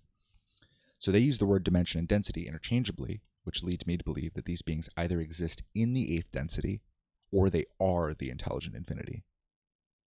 So either this council is the intelligent infinity, they are the top of the pyramid, or they exist within the top of the pyramid. And either way, that changes everything. I know I said the point at the beginning, I wasn't originally going to, but that was one of my big reveals. Oh, sorry. No, it's okay. Just one of the big points of this is that all of this is working for the council. Right. The council, it says at the very beginning, exists in the 8th dimension of Saturn. The 8th dimension, they use dimension and density interchangeably. First they call the dimension, they later kind of transitioned into calling them densities. If the council of Saturn is in the 8th dimension or in the octave, that means everyone is working toward the council of Saturn. That means the energy, the intelligent energy, is of them. Yeah. It's the council of Saturn's energy. Mm-hmm. That means the 6th density beings are working with the energy of the council of Saturn. Yeah. That means everything is moving toward becoming whatever the fucking council of Saturn wants. Yeah. There are these 9 beings. It's literally the dark agenda laid out to a T. Exactly. There are these 9 beings that make all of the decisions for all of these beings, even to the point of, I believe that the incarnations are controlled and doled out entirely by God. It's 100% a God thing. Who gets access and when they get access. But I also believe that God absolutely still sends dark beings in. Otherwise there'd be no dark beings here. But I believe when God tells Ra, let's say Ra's a dude, when God tells Ra, hey, it's time to go into Venus, Ra goes, hey, council, what do you think about that? And the council is the one that makes the decision on whether or not he goes. That to me is mind-boggling. Like the council has complete control over all of this. Yeah. That makes so much sense. Because there is no God in this context. Yes. There's no benevolence. Yes. There's zero. So you're already right on it, but this is my third question. Okay. Like, now that we know what the substance of this material is and we know the trajectory, is it actually light? Right? That's what all this is for. That's what ultimately what I wanted to figure out. And in order to answer that, you have to ask, is this council God? That's the only question that really matters. It's at the root of everything, because everything's moving toward the council. Everything's moving toward the intelligent infinity. The council's energy is the whole fucking the 7th density. And their intelligence, themselves, is the 8th. It's the intelligent energy and intelligent infinity are 7th and 8th. And the 6th is just unity. That's where all of these other beings are existing. So is this council God? They use a lot of words. I know, Emil. Sounds like our own government. Exactly. Yeah. They use a lot of words like creator. They use logos, intelligent infinity, but they only use God in the way we think of it once. It's only in there once. They say there's one point where it's like, and you become like a god. There's one of that. There's gods. Gods is in there. So I think I searched God and it was in there 7 times. Out of all, long fucking things, 7 times, and it was only used once. And they didn't even say the word. Don said the word. There was a question from Don because he was looking at a transcript by this guy Henry Puharic from the 9, because this Henry guy channeled the 9, and Ra told Don that Henry's understanding of the 9 was pretty good. Oh my God, poor Henry. Poor Henry. Where is he now? So Ra, I don't know. I haven't looked into him at all. But Ra said that Henry's map was a fairly undistorted view of the 9. So then Don's asking about the 9 from Henry's material to Ra in 39.9. So Don says the 9 describe themselves as the 9 principles of God. Can you tell me what they mean by that? And Ra says, I am Ra. This is also a veiled statement. The attempt is made to indicate that the 9 who sit upon the council are those representing the Creator, the one Creator, just as there may be 9 witnesses in a courtroom testifying for one defendant. The term principle, P-A-L, has this meaning also. So they're the intelligent infinity. They represent God. And they want us to be merging with the collective field to become a social memory complex. We give up our individuation to become a collective self and align our efforts with the efforts of these other beings in higher densities. And we love our way into a sea of oneness under the direction of 33 beings, which are the Council of Saturn and their guardians, and align with a higher good as seen by them. We become them, but it's okay because all is one and it's 100% our choice.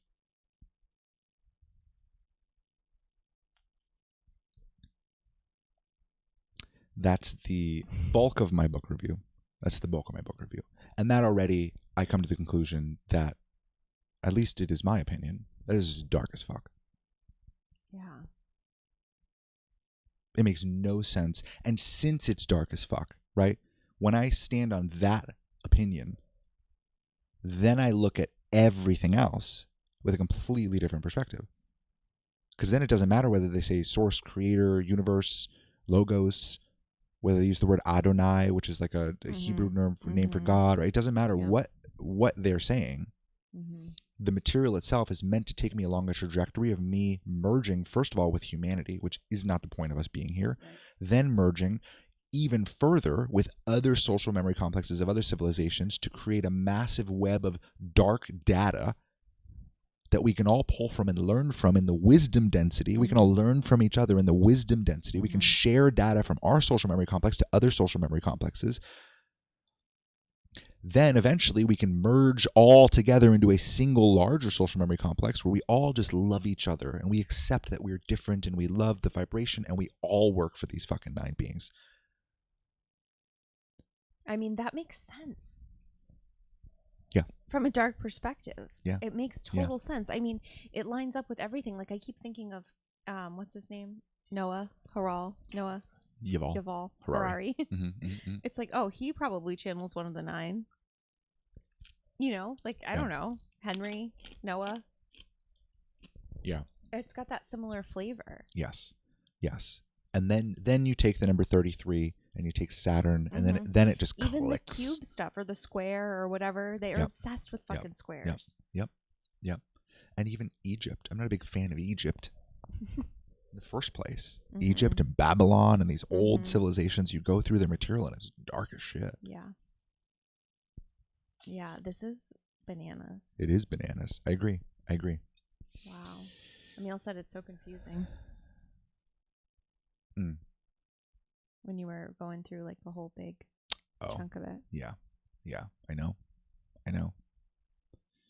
I mean, it tracks and it makes sense.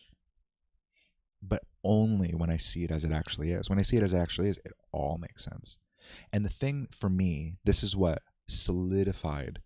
We've talked about this before. We did a video recently on our channel. The why does God send dark souls to Earth? Oh yeah. Right, and we've been talking about this kind of topic, and it's been unpacking for a long time. But it's this idea that the darkness in charge here is not the Orion group. It's not these service to self, like petty, weak little narcissists. It's these beings that are incredibly organized, unbelievably organized. And they all work using all of their resources of all of the experience that any of these beings have ever had across 500 civilizations, 500 planets, whatever it is. There's beings that have lived a lot of life, a lot of places, and they are creating a conglomerate. And that's right. You brought up Westworld. You brought up the AI. That's what they're creating. Yeah. They're creating a central AI that's not just humanity. Like AI on Earth is stupid compared to what this is. Exactly. Because first off, it's only written information on the AI here. This is like spiritual information. Like you're merging and putting the totality of your experience into this thing. It is soul data from across countless iterations, billions of iterations of life, all conglomerated into a single wise entity that's interfacing then, I think, with this Council of 9. And the Council of 9 is making determinations from this massive data for what the good of everything should be. And this is how you get God outside of God. Yeah, this is how you get God outside of God. And the thing they call the first distortion of free will is quite literally the separation from God. And they're saying that separation from God was the best thing that could have ever happened because now we can grow faster because we can fight with each other, we can push off of each other. And they say at some point that the adept who is deeply advanced at some point learns to create catalyst for his own self. They're saying you get catalyst from other beings and from your higher self and from the sixth density, and we're here to help catalyze your evolution. But at some point, you're going to be able to decide for yourself what your own experience is, and you're going to be able to shape the world as you want to give yourself your own catalyst. The whole point of reality, God's giving a catalyst that's specifically designed to press you even deeper to yourself and individuate. why would you want to create your own catalyst? Mm-hmm. And even before you're capable of creating your own catalyst, why would you want anyone else to give you a catalyst other than divinity that has your own benefit in mind? Mm-hmm. It makes no sense. Mm-hmm. This map's completely backwards. Mm-hmm. And this is the most thorough record of how darkness functions I've ever seen. It's so detailed. I know. It's so unbelievably comprehensive. Yeah. And I honestly believe this is how they think. I really do. Yeah. They think that they are of service to others and that this is the way to do it, and that in God, you don't grow fast enough. It's too cushy. You know too much. You need to be veiled. You need to cut off yourself from God and reclaim your free will. That's how they think of it. They're saying in God, when you're following divinity, do you really have free will? Mm-hmm. Do you really have the ability to make decisions? Well, can't you see that something's a little bit better? What if we all got together and we figured out something that was better than what? Mm-hmm. What would happen then? Yeah. That's the design. They say that it was they say that design is at the core of our reality here. They say it's pretty unique to the logos of our sun. So just the few civilizations of our galaxy, like it's not everywhere, but that it's pretty unique here. This mechanism of free will, using the archetypes as a technology to then become and learn more of yourself. And it makes so much sense that when you disconnect and you lose your sense of who you are becoming as seen by God, that you would need these archetypes. Mm-hmm. You would need 100%. a new way to go. Yeah. And it's like they want you to ultimately go in that direction toward what they perceive to be the highest good. And it's like a rake being drawn in the sand of like, just follow these lines and you'll get there. Mm-hmm. But like when you follow these trajectories, where the fuck do you think you're going? Mm-hmm. You're going to merge with these 9 beings who say that they're aspects of God or represent God. Mm-hmm. They're principles of God. Mm-hmm. That's not God. Mm-hmm. We have access to God very fucking directly. Yep. Why would we go to 9 beings who say they speak for God when they don't? When they say the exact opposite of what God's saying? Because these beings are saying merge with all of humanity and then have all of humanity merge with us, and eventually we'll be smart enough that we'll be able to create the highest good. Yep. Yeah, we've made a lot of mistakes. We shouldn't have given the Egyptians that technology. We shouldn't have done things this way. No, that's so bizarre, because in my mind and in my experience, like, God doesn't make mistakes. There are no mistakes. Not like that. Like zero. Mm-hmm. Mm-hmm. So that's weird. Yep. And if you're of infinite intelligence, yep, how could you fuck up? Yep. Well, maybe once you merge and you become a piece of this thing, you'll be able to bring even more data and become even smarter or just get even better. Oh, right? There's this idea, yes, but there's this idea that theoretically at some point the sum of all of its parts will be greater than God, because we're copies of God. We're copies with slight variations of God. And that's why they call it harvest, right? They're trying to harvest all these intuitive people that want to do good. Exactly. And bring them on this path. Exactly. In order to inform their collective field. Yep. Whatever the fuck that thing's called. Yep. Yep. Yeah, the like mega AI cross civilization of darkness of how they interface with each other. Yeah. Yeah. All right, so where are they now? Yeah, so this is the final piece, and this is just Carla died in 2005. This is just the nail in the coffin for me. If I look at all of this, and I needed to get to the point where philosophically I could go, yep, that's dark. Yep, that's ew, ah. Guys, wait till you hear this. But then, what happened to the people closest to this material? First, there's Carla. Carla had a hard time the entire time, right? So there's this one interaction here, because every other time they say it's Orion interference, it's her distortions, it's the candle that's at the top above her head needs to be rotated 10 degrees, and then she'll have a better time. You need to do this banishing ritual. You need to flick water at the walls and purify with salt along all of the openings in the windows, and then brush off with a virgin broom to signify the cleansing broom that's never been used for anything else. You got to buy a new broom. You can't use your broom. You got to buy a new broom, a virgin broom, and then brush the salt off of the windowsill. What? There's all of these things that they need to be doing. And Dawn asks this question every single time. How is the instrument? That's first. How is the instrument? And then what can I do to make the instrument more comfortable? Or how can I make this connection even better? Is at the end. That's a beginning and end every single session. And always there's an answer. And it's always complicated. Yes, the instrument seems to have an allergic reaction to the substance that you call buttermilk. Like, it's real in depth. It's like all of her fault. But it's all her fault. It's Or all their external, fault. or it's their fault, or there's something that's wrong, or it's the Orion influence's fault. But there's this one part in 77. This is the one time that it seemed honest. Ra says, I am Ra. I greet you in the love and the light of the one infinite creator. We communicate now. Dawn says, could you first please give me an indication of the condition of the instrument? I am Ra. It is as previously stated. Dawn says, was the instrument under attack just prior to the session? Ra goes, I am Ra. This is correct. Is there anything that we could do to help protect the instrument from these attacks prior to this session? I am Ra. This is correct. What can we do? I am Ra. Your group could refrain from continuing this contact. Is that the only thing we could do? I am Ra. That is the only thing you could do which you are not already attempting with a whole heart.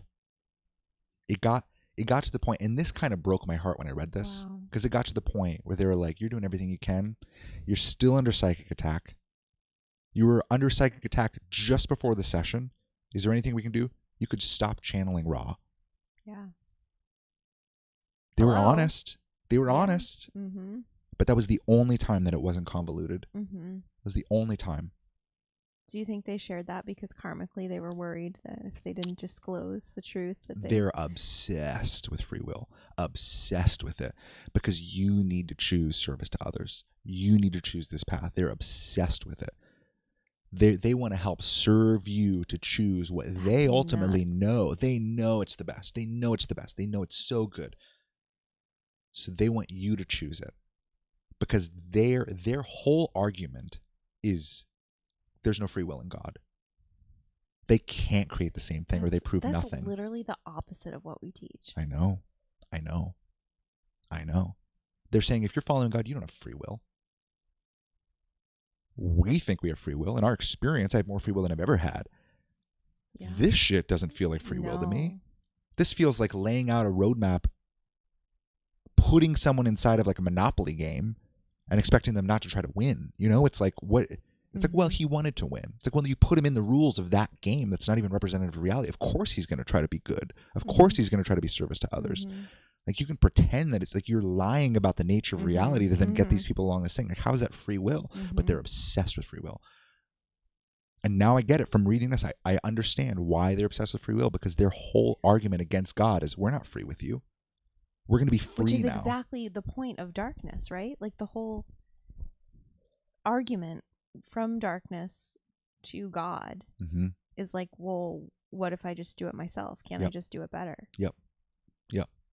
And what if we create a reality that's actually free? Because when we get insight and intuition and guidance from God, that's going in a direction that I don't want to go. Right. So what if we figure out collectively the best decision to go, and we get actual freedom? What if we take our free will back from God to make the decisions of the creator ourselves, is the way I think they... Right. And that's how you get to like the whole 2030 agenda, smart cities, like all of that. Like, Yep. And that's what we say. They're trying to create a utopia. Exactly. Because they truly believe this is the best way. But it's so sinister. It's so sinister, because and it always fucking goes wrong. harvesting good people to take with them. Yep. They're having to like interfere. Yep. It's recruitment. Yeah. Yeah. Wow, this is bananas. Oh, I have other side notes, but keep going. Yeah. Well, your side notes are probably good now. Okay. I was listening to something. Oh, I lost it. Oh. That's all right. All right, I could be gone. Yeah.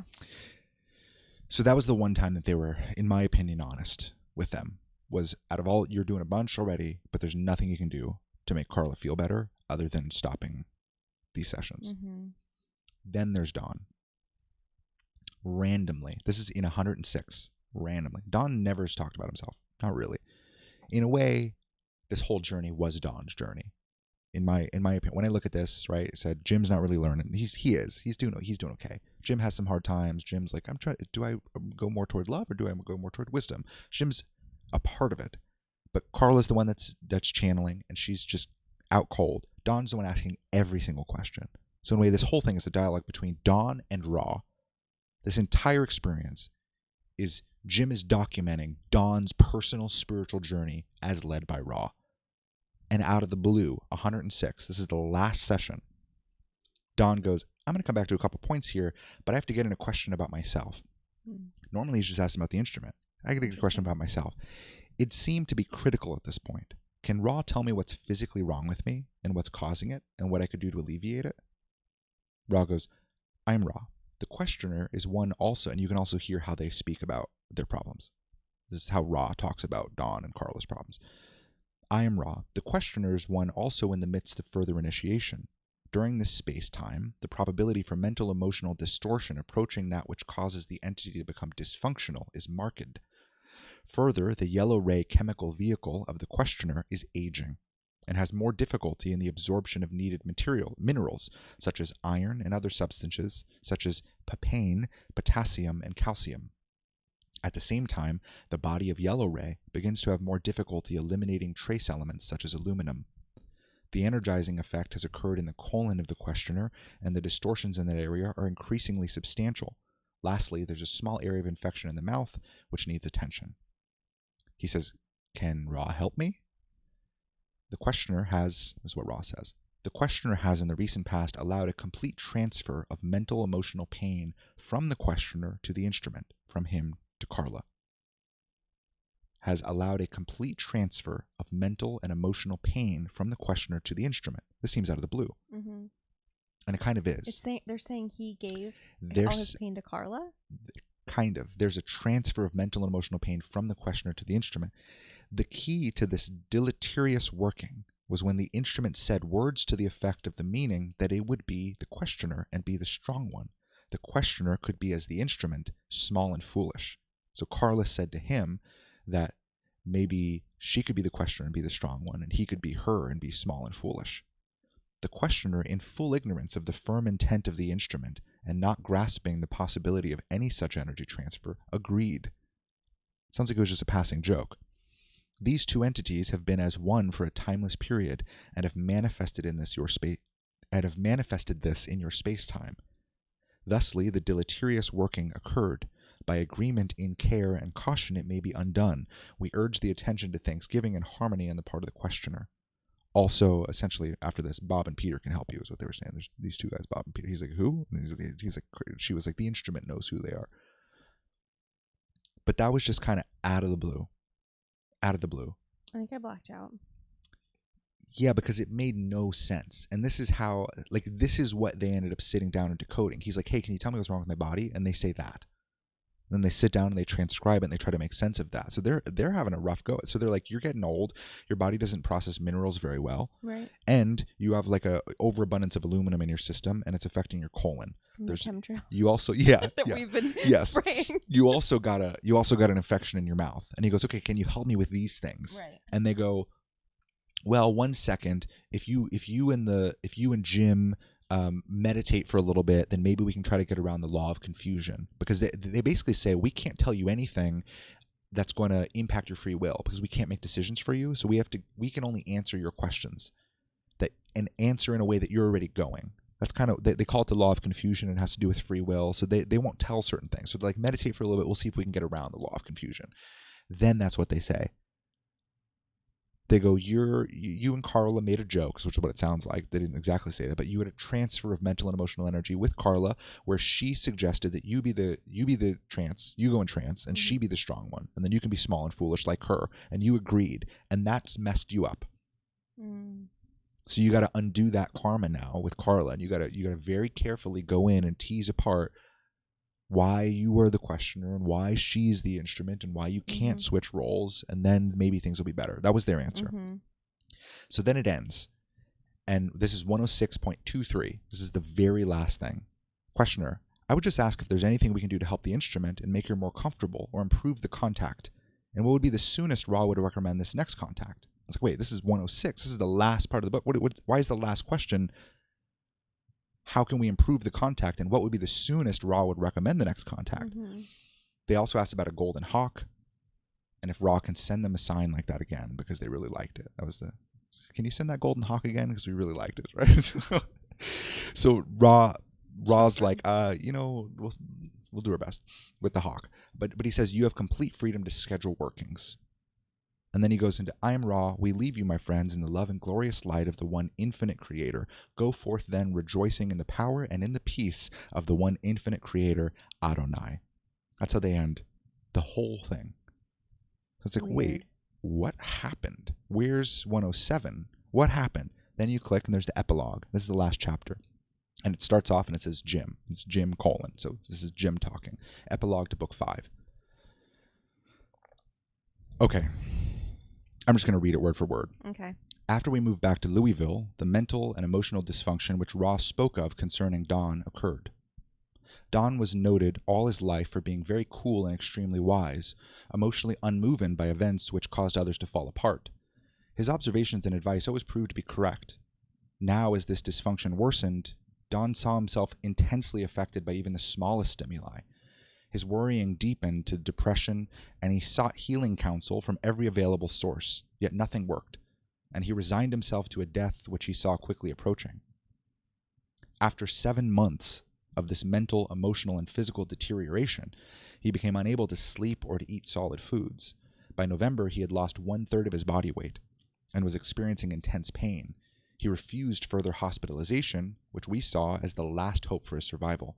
The thought of having him put into a hospital against his will was abhorrent to us, but we decided to do it and to hope for a miracle, knowing of no other possible way to save Don's life at that point. When the police came to serve a warrant, a 5 1/2 hour standoff resulted. Don was convinced his death was imminent, and he did not want to die in a mental hospital. When tear gas was used to bring Don out of the house, he walked out of the back door and shot himself once through the brain. He died instantly. That was the law of one. That's how it ended. That is fucking nuts. My jaw dropped. No one talks about that. I sat there just saying, what the fuck? What the fuck? For 10, 15 minutes, and I could not stop thinking about it. It's all I could think about was what the fuck? How? It was the first time Don mentioned anything about himself. He's this very scientific, this very eloquently speaking man. He's holding it down. He's the questioner. He's so concerned for Carla. Want to make sure her instrument's okay. Hey, Ra, when can we schedule the next thing? And then he just completely deteriorates. His whole life falls apart. He loses 1/3 of his body weight. He gets tear gassed by the police after 5 1/2 hours, not wanting to go to the mental hospital, walks out the back door and shoots himself in the head. What the fuck? Sounds like it's light, huh? And that, for me, is just the nail in the coffin where I go, where does this go? Because who was most deeply affected by the law of one? Who was most deeply impacted by this work? It was the guy who was conscious and driving the questioning. Mm-hmm. They were all his questions for his evolution, how he wanted to teach, how he wanted to be a healer, how he wanted to learn all of these things. There were things in there about Jim, a couple things. There were things in there about Carla, mostly how do we keep her from fucking dying from this Orion influence, but it's all Don. Don was the main beneficiary of this work, and where it went is randomly one day Don decides to schedule another one, and he completely deteriorates, doesn't want to go to the mental hospital, and shoots himself in the head. That's what this work seemed to have done for him. Yeah, that's the only way out. Yeah, it's the only way out. You have to. Going in a mental hospital isn't gonna. That's no resolve for him. Yeah.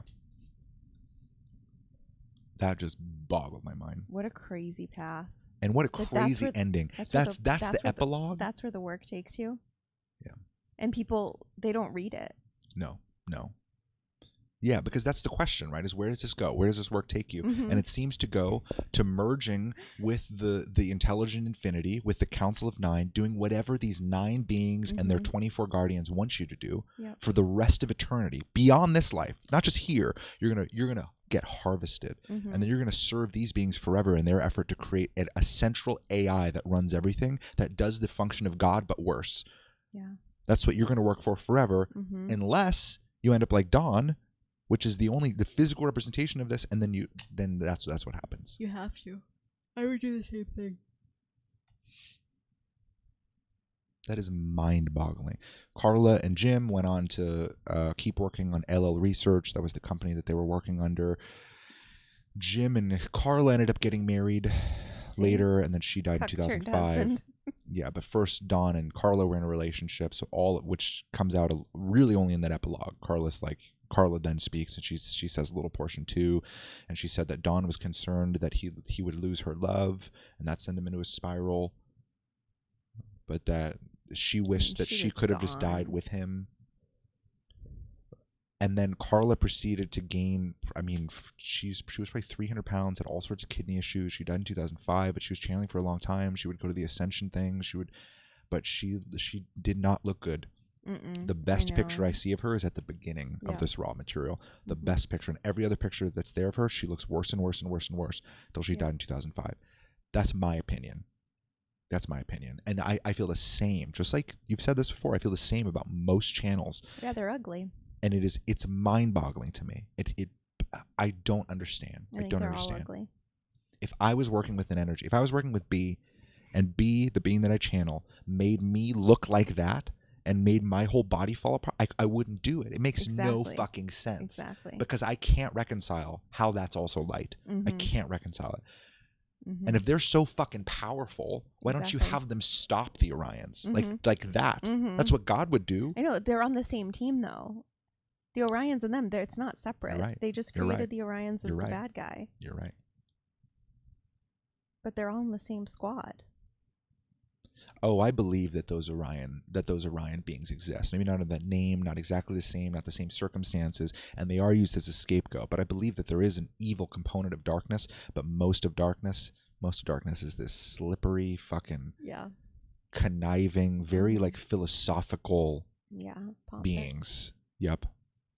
Yeah. They follow the rule of the law that they themselves created, and they all work for the intelligent infinity. They're that kind of being. That's most beings. And they believe wholeheartedly that they're doing good in every way. It seems like atheistic almost. Yeah.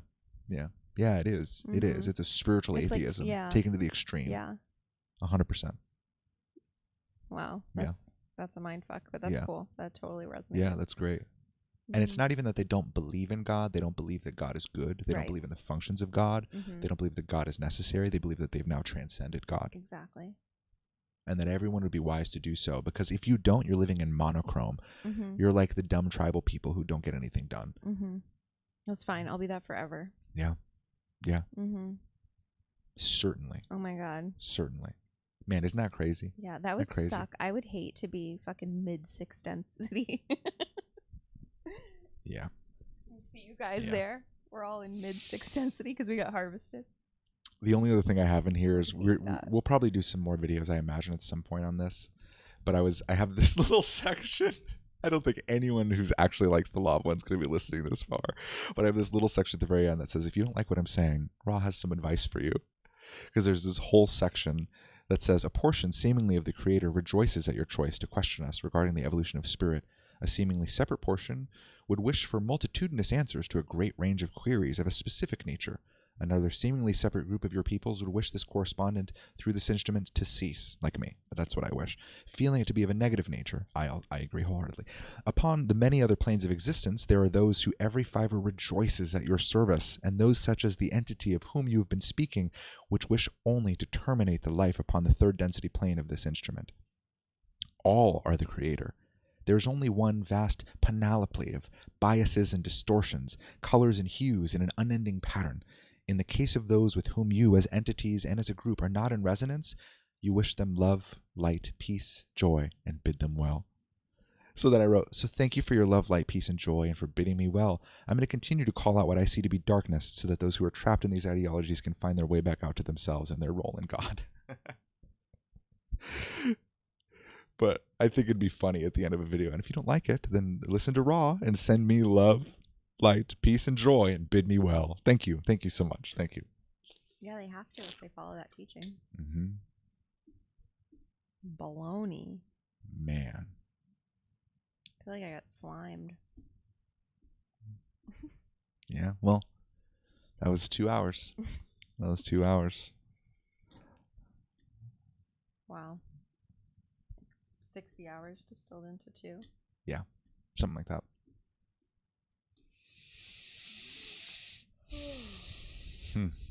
Well, again, that's just our opinion, you know? It's just... It's my never so humble opinion. That's the fucking truth. Like, you just feel into it. If you have a fucking connection, you can feel that this shit's dark as shit, and you never even open the book to begin with. Yep. That's why most of us here we don't resonate with the law of one. We never have. We've never read it because we've not been guided to. Yep. And it's easy to be insecure about it. It's easy to get like an intuitive message and go, well, I don't know, maybe there's some things that are good about it. And it's easy for me when I start reading these things, there's always a period of emotional turmoil at the beginning. There's a period of an emotional distress because they're using all of my words. And when they use my words, I get angry, but I also get scared. Yeah. Because it feels dark. And I go, they're using all my words. I believe those words. They're using those words, and they're using it in a way that I don't like, but there's like, how do I know that I'm right? And I get this kind of like frustrated, like childlike, like, fuck you. Like, you think different than me, but you're using all my words.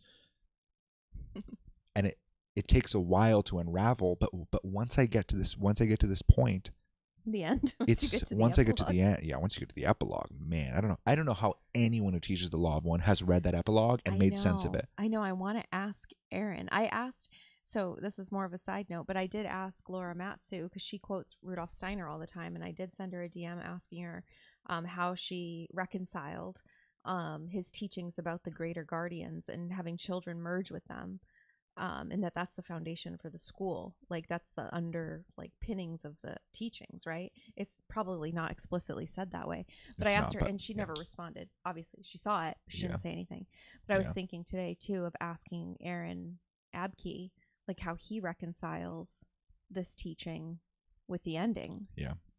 Like, how does it make sense if this is where this teaching led this man? Yeah.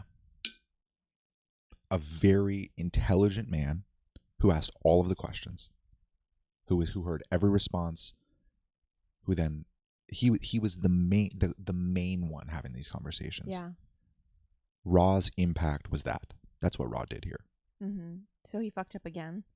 The pyramids were a fuck up, and then then he fucked up with Dawn. Yeah. And then now this message is out there, and I'm sure they'll tell someone on fucking Neptune a few thousand years from now. I'm sure they'll be like, oh yeah, we messed up with the Earth just a little bit. We told them some things that didn't quite work out. Yeah. I don't even fucking believe in Neptune. Good. I know. I was like, but if I did, that's what they'd say. Yeah, I know. I don't believe in Neptune. What a fucking crazy sentence. No, not really. It's really not. You don't believe in what we're told Neptune is. No, I don't believe in what reality is, as we are told. Yeah, exactly. Yeah, I know. Yeah, this stuff is so fascinating to me. I think it would be so interesting to get into, like, I'm not a debater because I'm just like, no, you're a fucking idiot. I'm like, oh, I think you're stupid, which isn't good for debates. But I would love to, like, hear, because what's also fascinating to me about this is these people that are teaching the law of one or channeling, like Lori Ladd and Divine Design. I mean, it has a lot of traces of law of one in it as well. Oh, yeah. And I've just, like, skimmed it. I haven't even, like, read it all, but I just clicked on, like, a couple things that stood out to me, and it's all very similar to this. But what's fascinating to me is, like, well, why aren't you bringing through your own body of work? Like where's the novelty? Like, if you're actually working for God, you bring novelty here. You don't bring regurgitation of all the same old teachings of where darkness wants to lead people. And you know what's a trip? Like, I think the most likely thing is that they've read this work and it bleeds into theirs. Yeah. But what's wild is I don't even think they would have had to read it. Right. Because these beings would have said the same shit.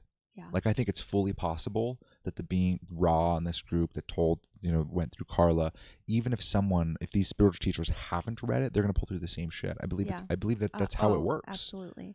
You know? Well, because they're plugging into the collective field. They're plugging into the collective field, but they're also plugging directly into these intelligences. Yeah, they're already laid out. Yeah. And it seems that the people that are plugging into this and they're channeling, they're dabbling, or even people that are opening up through meditation and trying to rid themselves of the polarity, they get met by these kind of beings and these experiences all the fucking time. And their whole spiritual practice becomes aligning with the energetic pulse of the Council of Nine. It's aligning with the ultimate trajectory of where this goes. And as that becomes their trajectory and they're moving in that direction and their whole life is coming together around that,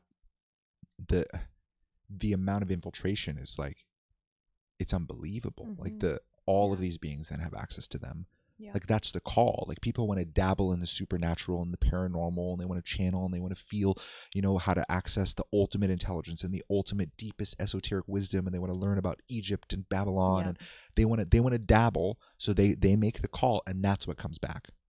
And it's consistent because it's organized. Yeah. And they all work for this central AI-like hub. Exactly. Yeah, you're getting back the same response, the auto-generated response. Yep. Yeah. Hello, Chelsea. Slutty brooms. Hello. What did I just enter? Emily said no slutty brooms. Because they were virgin brooms that they had to cleanse the space with. Yes. Yeah, we're talking about the Love one. You'll have to. Yeah, we just finished the replay. But there's plenty. There's plenty, and the ending's real juicy. Oh yeah. All right. I think that's it. I'm gonna go vomit.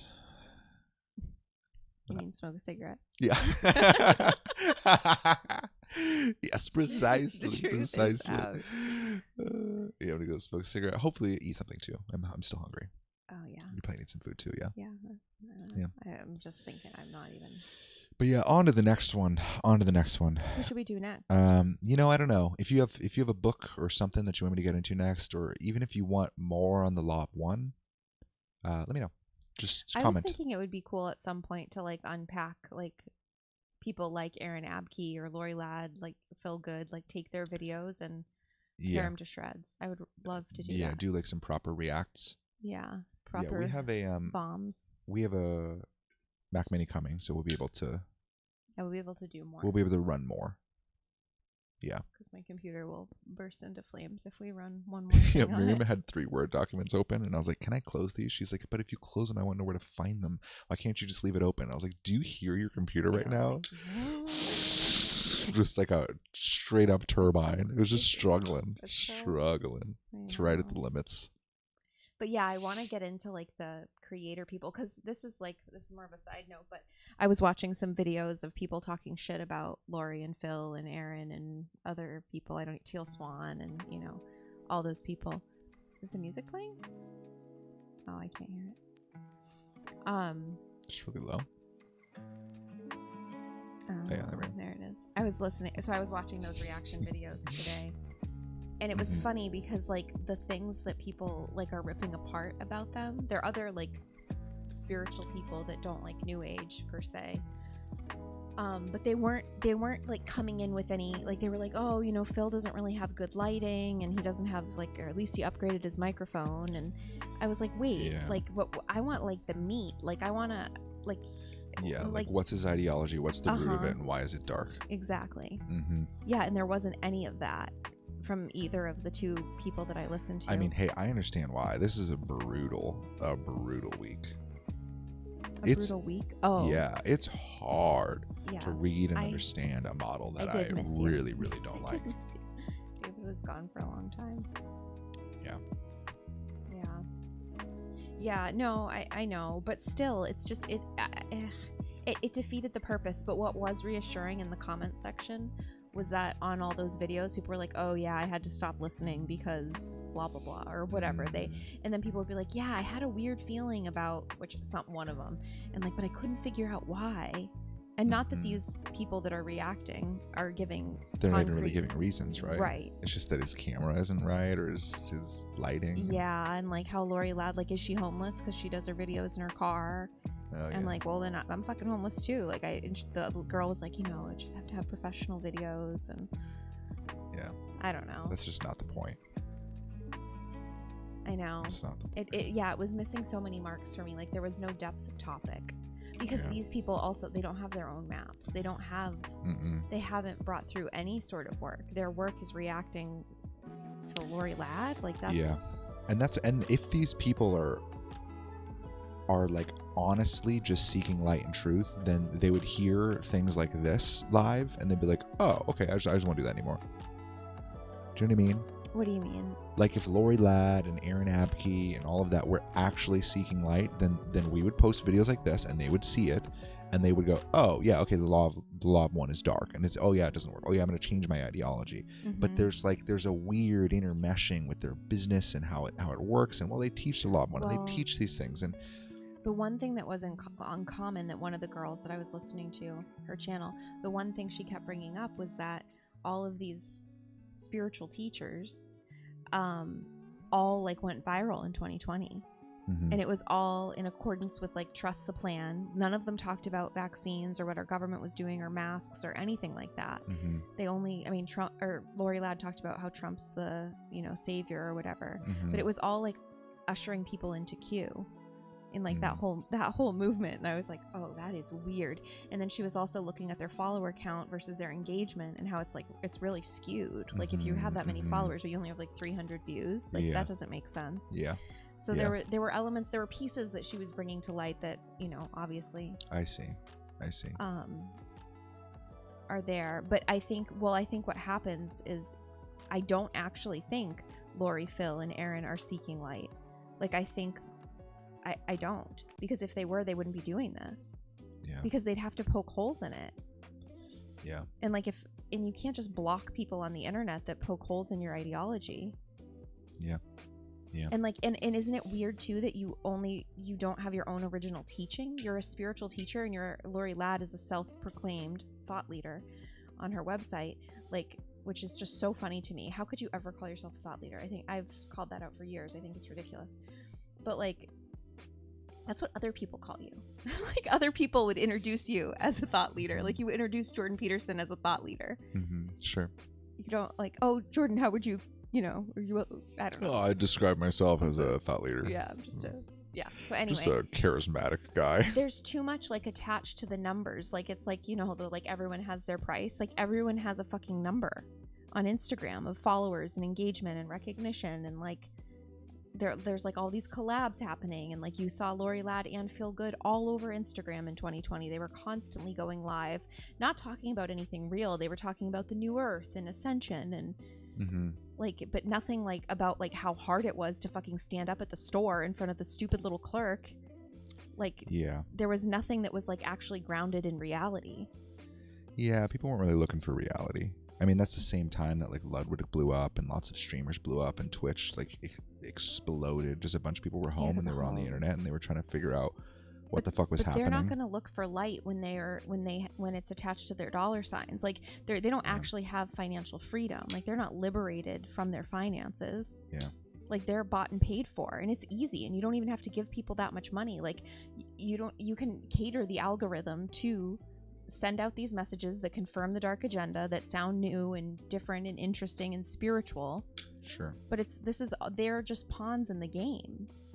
And that they can't see that is really remarkable. Like I was listening to Aaron Abke, and he was saying, like, he was talking about independent journalism and how important it is, and how Tucker, you know, independent journalists like Tucker Carlson, Russell Brand, and Tim Pool. And I was like, wait, are you a fucking moron, dude? Like, what the fuck?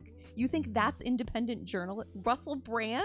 Mm-hmm. Like, wait, yeah, what?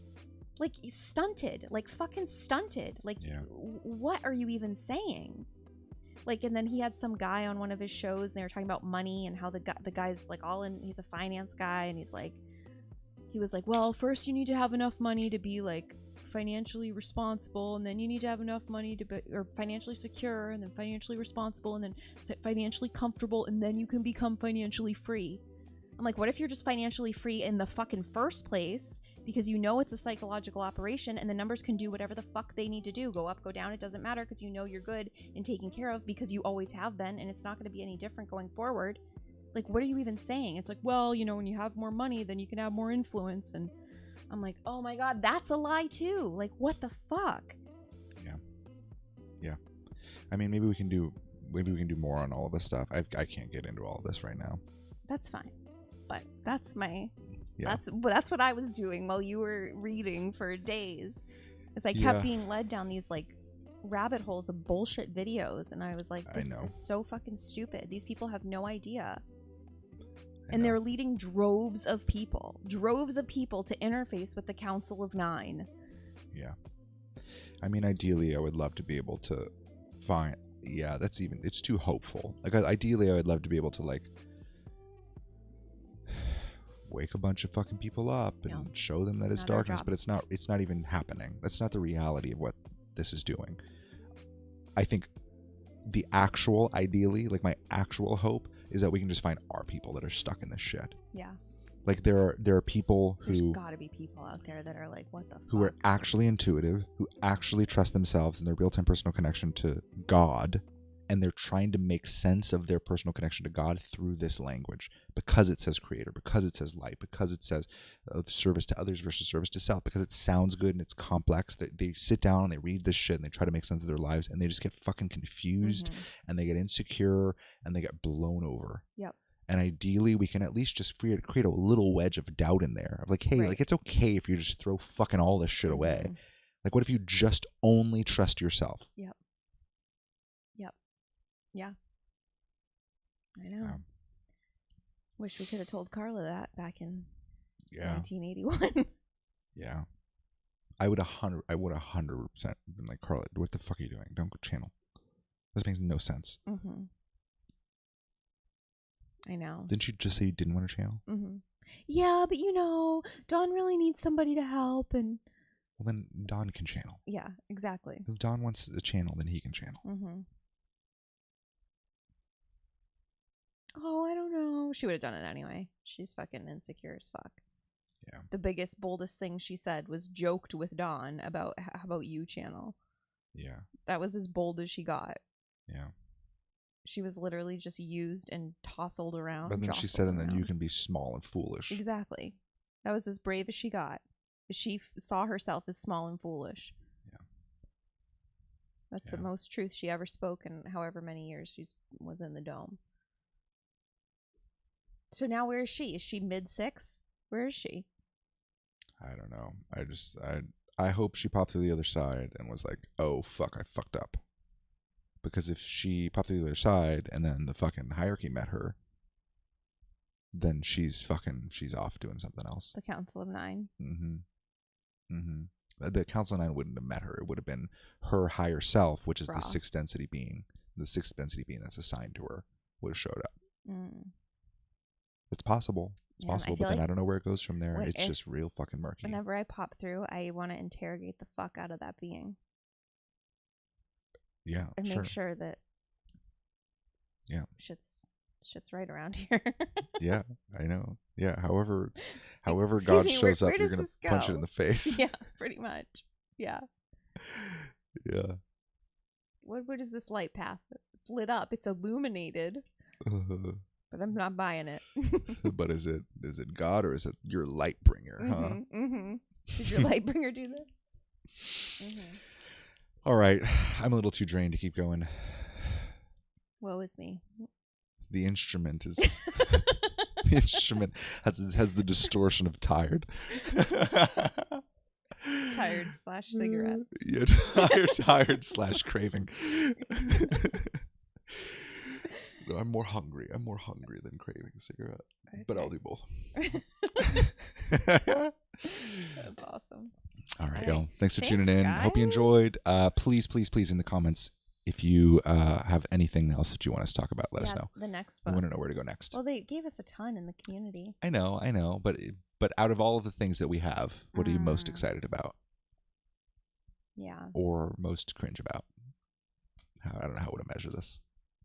But all right. Most cringe. Yeah, right. All right, we will talk to you later. Bye. All